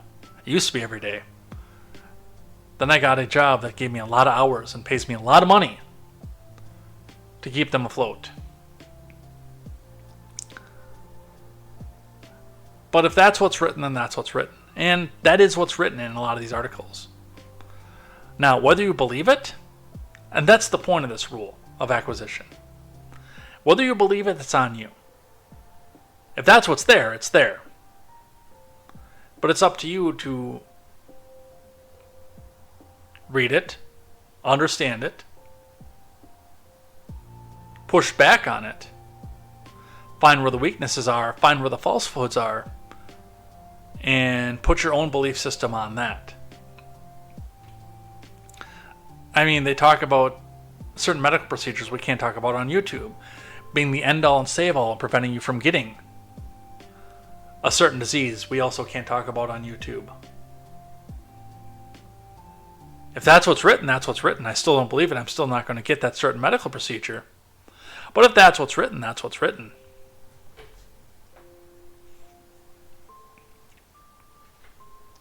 So a very important one. I like that one. If it's what's written, it's what's written. Somebody with a bias or with an agenda had something to say. But also make sure, again, that you look into it and you understand and you know where the truth is and where the lie is. So that's what they have for that. All right, let's do a couple things that I like and a couple things that I hate. We'll head out of here for the day. Thing that I like, number one, everybody knows that I am a major Back to the Future fan. I don't think there's anybody that doesn't know that. So when I saw this, and I believe I know where this is actually not too far from where I used to live. If this is any indication anyway.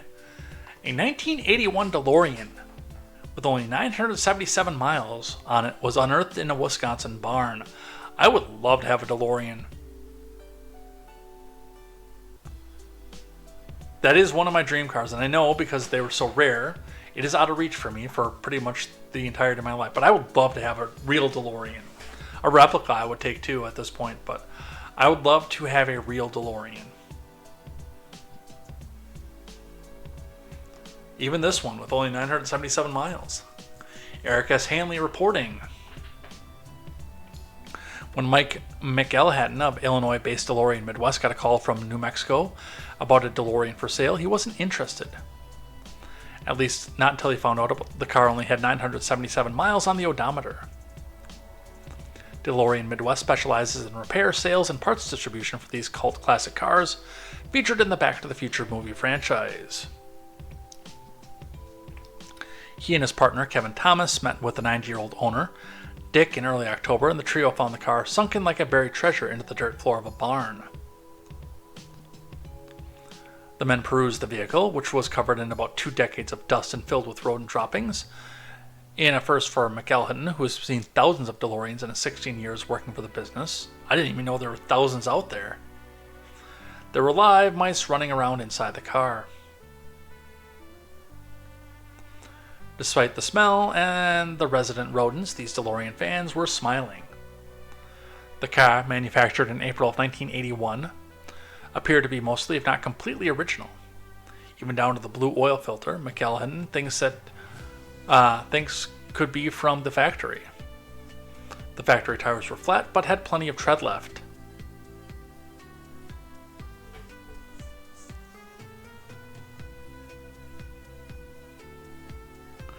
Now, I get that, boomboxes. I would love to go back to a daily show. I would. But it's that 60 hours a week thing that just... something had to give at some point. And I kind of like the direction that we went with going weekly now, too, just because of the focus that allows to give me on a bigger story and the other stories we're able to put into this. It's an absolute time capsule, Mikkel, and it's Mikkel. Wow, we're over the 2-hour mark. You can hear it in my... Mick Elhatton said, to me, that's what's cool about it. It's completely original, down to the original tires that rolled out of the factory in Belfast, Ireland. Dick, whose last name wasn't shared by McKelton, was the original registered owner after Hall Chevrolet in Milwaukee. Which I know where that is. It's not Hall Chevrolet anymore, but owned the vehicle from 81 to 91, according to McKellen. DeLorean Midwest will likely need to gut the interior thoroughly to clean out the rodent remains. It will need a good bit of mechanical work too, McKellen said. It typically takes about 6 months to get a car like this ready for sale. It's very rewarding to take a filthy car like this and really transform it, he said. People want to see it brought back to its full glory. Well, I'd like to own it also, but that is probably well beyond my price range. But that's the dream right there. To be successful enough, both in business and in podcasting, to have one of these beauties in my life. Even, yes, if it looks like this. Some other things that I like. Californians have a chance to defend themselves. Not a very good one, of course, because it's California, but they have a chance, at least. Federal judge again rules California's ban on assault weapons is unconstitutional. No author given. A federal judge who previously overturned California's 3-decade-old ban on assault weapons did it again on Thursday, ruling the state's attempts to prohibit sales of semi-auto guns violates the constitutional right to bear arms.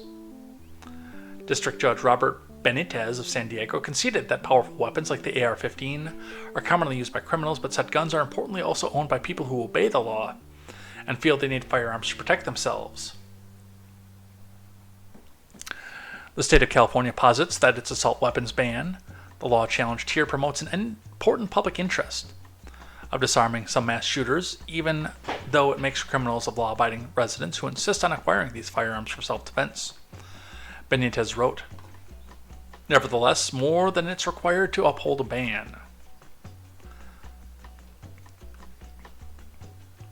So that's a win for California, and you know it's a win because the LA Times threw out a lazy op-ed that says, letters to the editor, California's assault weapons ban is overturned by a judge's lazy reasoning. Grasping at straws to make sure that their opinion is heard. So, good job, California.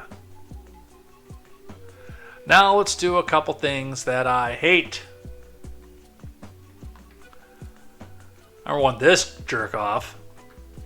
St. Paul man charged with illegal possession of catalytic converters, a first under a new law. Why don't you just hit him with theft? You don't need a new law. From Ricky Campbell and Eric Rasmussen. It's already illegal to steal a catalytic converter, and it's already illegal to buy stolen goods. Why do we need another law for possession? A guy uploaded a picture to Facebook the other day. It was a barn full of DeLoreans. Where? I'm interested. A St. Paul man is facing a felony charge after they say police found 11 catalytic converters in his trunk. Nathar, 35, is the first person charged by the Hennepin County AG's office under a new law that makes it illegal to possess detached catalytic converters. The law, which went into effect on August 1st, came after 5 investigates first exposed a loophole that made it hard to track the sale of stolen car parts in Minnesota. These things have a serial number. Minneapolis police stopped Thar on Monday for expired tabs and a revoked driver's license. Well, maybe if he sold those things, Then he'd have the money for his expired tabs. There's revoked licenses between him and the state of Minnesota, but at least he could pay for his license plate. Police say neither Thar nor his passenger was able to legally drive the car, which was also tied to a different stolen vehicle parts case from September. Well, this sounds like a charming fellow. Police impounded the car, where they say they also found a car jack, reciprocating saw, blades, and a headlamp. Tools that law enforcement say are used in stealing catalytic converters. So, there's just so much wrong with this all the way around. First off, you stealing these things that the state says we have to drive our vehicles, you're the asshole here.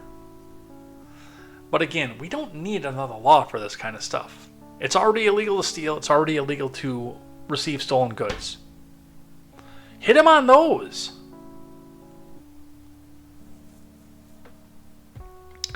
But it's Minnesota. What are you going to do? Other things that I hate today. Elizabeth Warren. For years, I fought for fast, free tax filing. Now we're one step closer. Big tax prep companies will keep pushing back because they want to keep padding their profits. But we're making our government work for working people, not corporate interests. Yes, Elizabeth Warren pushing for government tax filing. The exact people I don't want filing my taxes, and the exact people who already do file my taxes anyway, to go and check the math against my tax accountant. Now, here's reality. For most people, this is actually going to be a viable alternative and a viable option. But it will put tax preparers out of business for people who, like me, who don't trust the government to do that. And that's a part of the reason that they want to do that. They want to get everybody doing this here. And again, for most people who are just doing their 9 to 5, grumbling maybe about the gas a little bit, but not doing much of anything about it, not going out publicly talking about it on a YouTube channel, it's going to be fine. The government will tell them what they owe, they'll pay it, they'll go on with their lives, and it'll be over. For people like me, who do actually make some money, not very much, but some money, speaking out against the federal government, you really think I want the federal government telling me how much I owe them? Knowing that my disdain for them is public record? No, fuck that. Now, if the tax code was simplified to where you could mail it on a postcard, for most people it actually would be somewhat free to go and do it. They just go out and fill out the required information on a little postcard like this. But the problem with it is that our tax code is so convoluted that you do need a paid professional to come back out and prepare. I don't trust TurboTax, mostly because they don't have audit protection. And again, me speaking out against the government means that while it hasn't happened yet, this is wood, right? It's fake wood, but it's still wood. While it hasn't happened yet, I know my day is coming. I know my day is coming. When I'm going to say the wrong thing and Mr. Government is going to say, oh, well, we need to get every receipt for everything you ever paid for the year 2024. That's why Falana is my friend.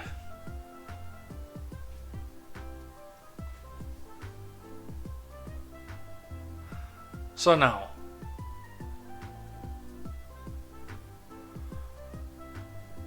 and fuck, if we eliminated like 3/4 of the taxes, this wouldn't be a problem either, but, you know, we don't have time for rational solutions.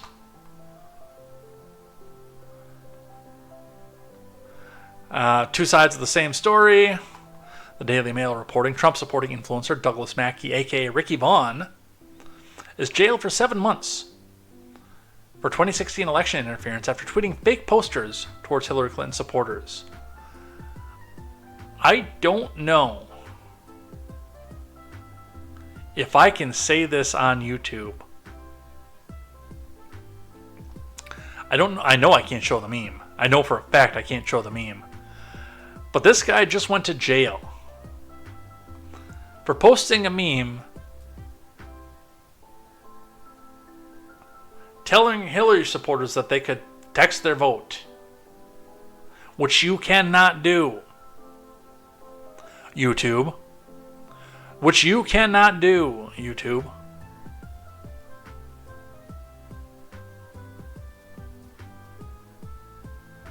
I will say it again. Which you cannot do, YouTube. Don't ban me.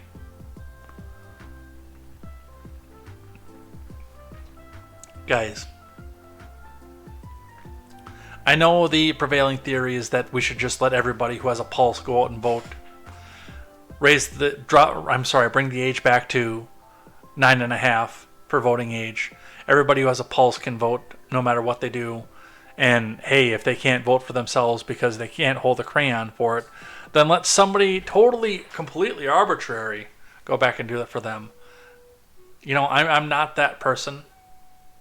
I don't think most people out there should be voting because they don't have skin in the game, or they're voting for their own self-interest, which includes financial and taking from me to give to themselves.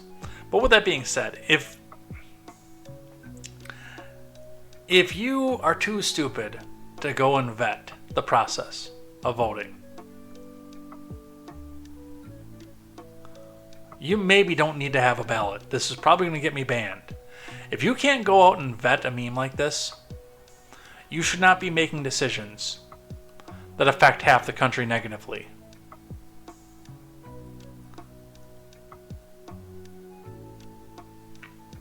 I'll make no bones about that. If I get suspended from YouTube for that, I don't care. I'll call that a badge of honor.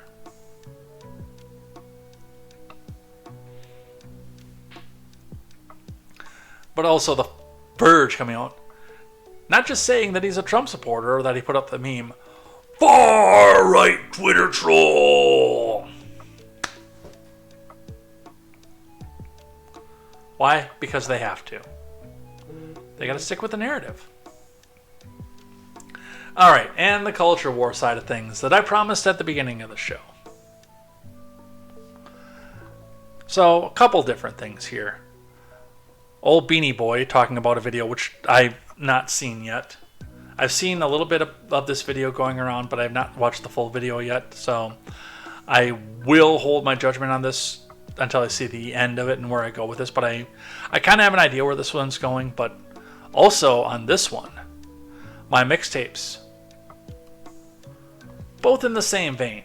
So let's read this one first. Here's a list of places women absolutely refuse to go on a first date. And thank you to the ladies who reached out to me to help me on my list. Here's the list. The Cheesecake Factory.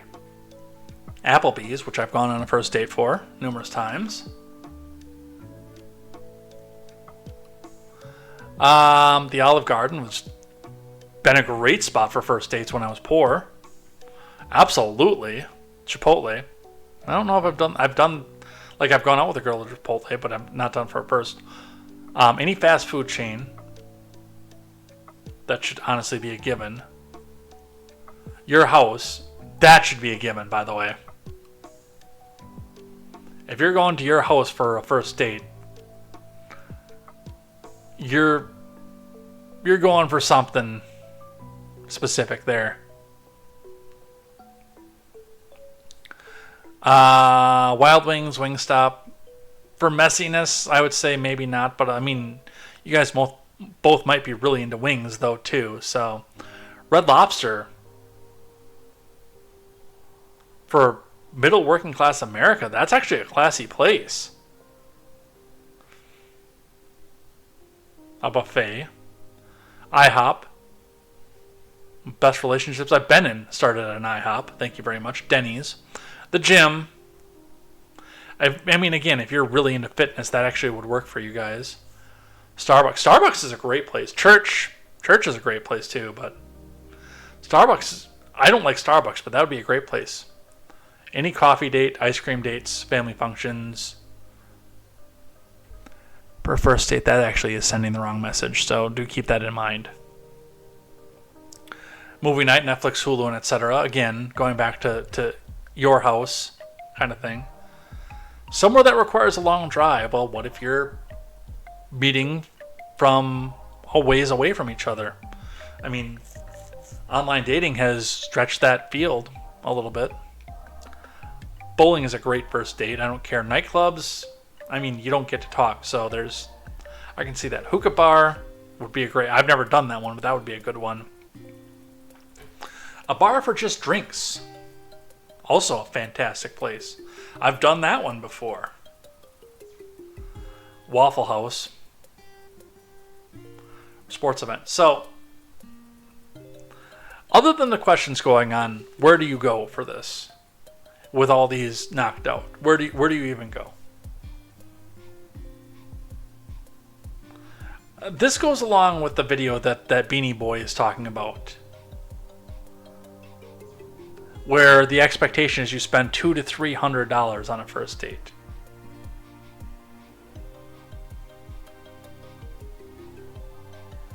What do you have to offer that's worth somebody going out and spending $300 of hard-earned money, especially in an economic decline, and with most of us being from the lower middle class at this point?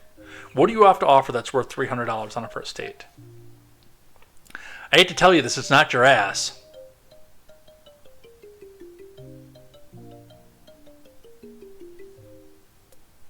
And I hate to be crude about this too, but I can get that for $40 out back of a McDonald's.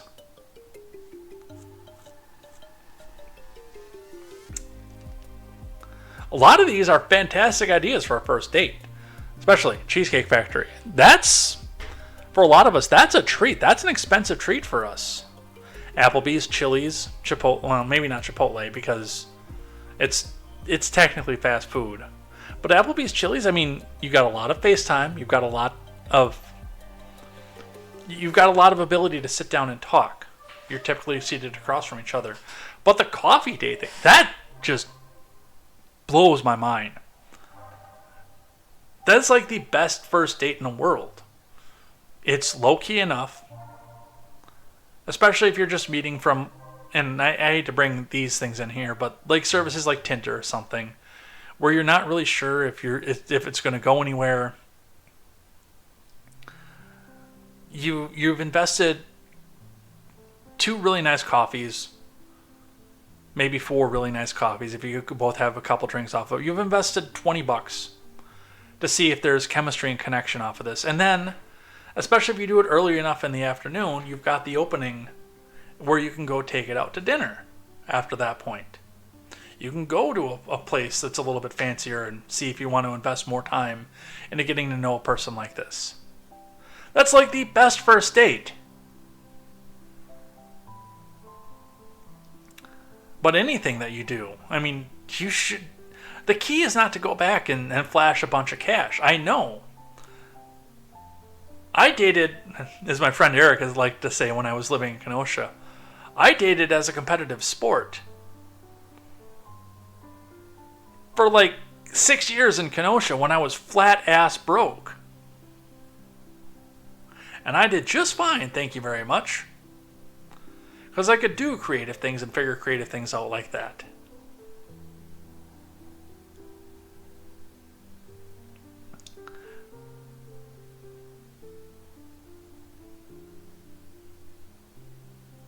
And again, the question here is, I mean, if you're expecting a tapas, a $200 tapas dinner. That's a tapas, not topless. If you're expecting a $200 tapas dinner, what are you bringing to the table right away that the person knows about right away going into it? You're not a hooker. So get that out of your fucking head.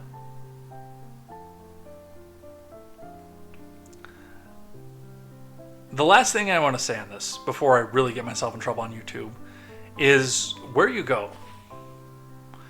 And this person makes this post seem like she is speaking for all women. She is not. Where you should go should come to a mutual agreement of what both of you enjoy, or can come to a mutual understanding on. What is best for the people involved? It's the same way that I say for marriage, because I'm not an advocate for everybody being in a TradCon marriage. I'd like to be at some point. I don't know if it's going to happen or not.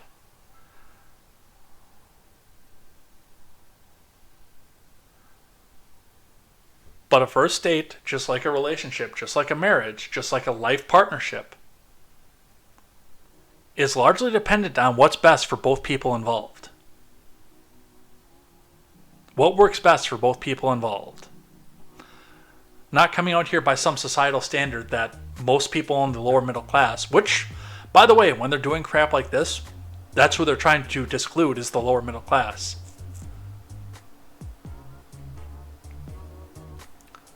Not trying to put on some flaunt of $200 or $500 or etc. But what is best for both people involved so they can work out what their similarities are, what their differences are, build a team together, and figure out how to build a life together that will be best for them and their future children. Or in today's society, unfortunately, their current children as well. I agree with some of these. You shouldn't just be going in for Netflix on a first date. Or back to your place. Unless you are really charming at dinner, but that's a completely different conversation. Made that mistake numerous times.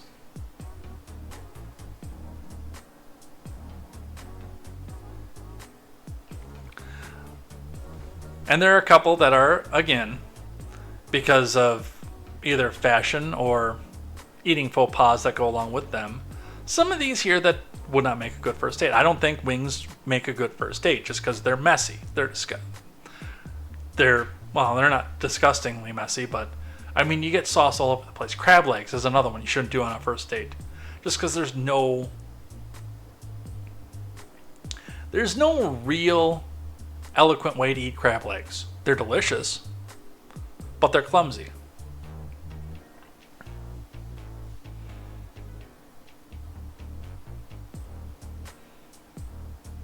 The gym, maybe not. A family event, unless you're like running in to get a marriage and you already know this is coming. No, you shouldn't do that. But yeah, 90% of these are fantastic ideas.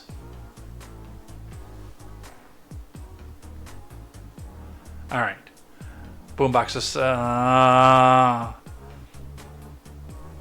after the 100 points one. I got to read this one first.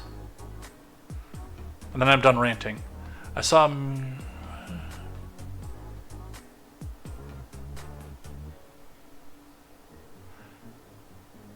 Okay, I think I can do this one. Boombox says, saw a meme today. It said, put $500 in an envelope and mail it to yourself. No, could go missing. Well, I suggest you vote in person for the election. Well, yeah, and I mean, you should anyway. But that's my rant. We're done. I'm done ranting.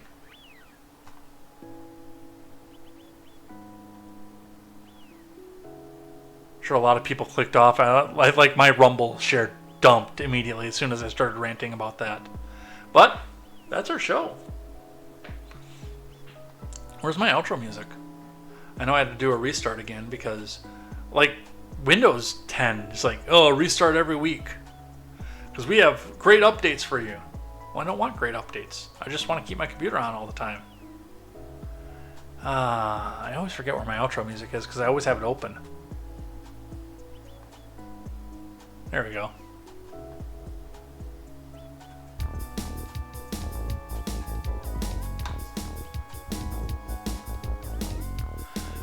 All right, so we're out of here. Thanks, everybody. It's a fantastic night. We had some fun. I said a lot of things that, well, were needed to be said. Definitely. We talked a lot about the war. We talked a lot about the House and my disdain for Republican politics. A lot of stuff got done tonight. We'll be back here next week for more news, more headlines, and more contemporary. I might be streaming with Brew tomorrow night. I've got to check in with her and see what's still going on with that and see if I can get the software for the game.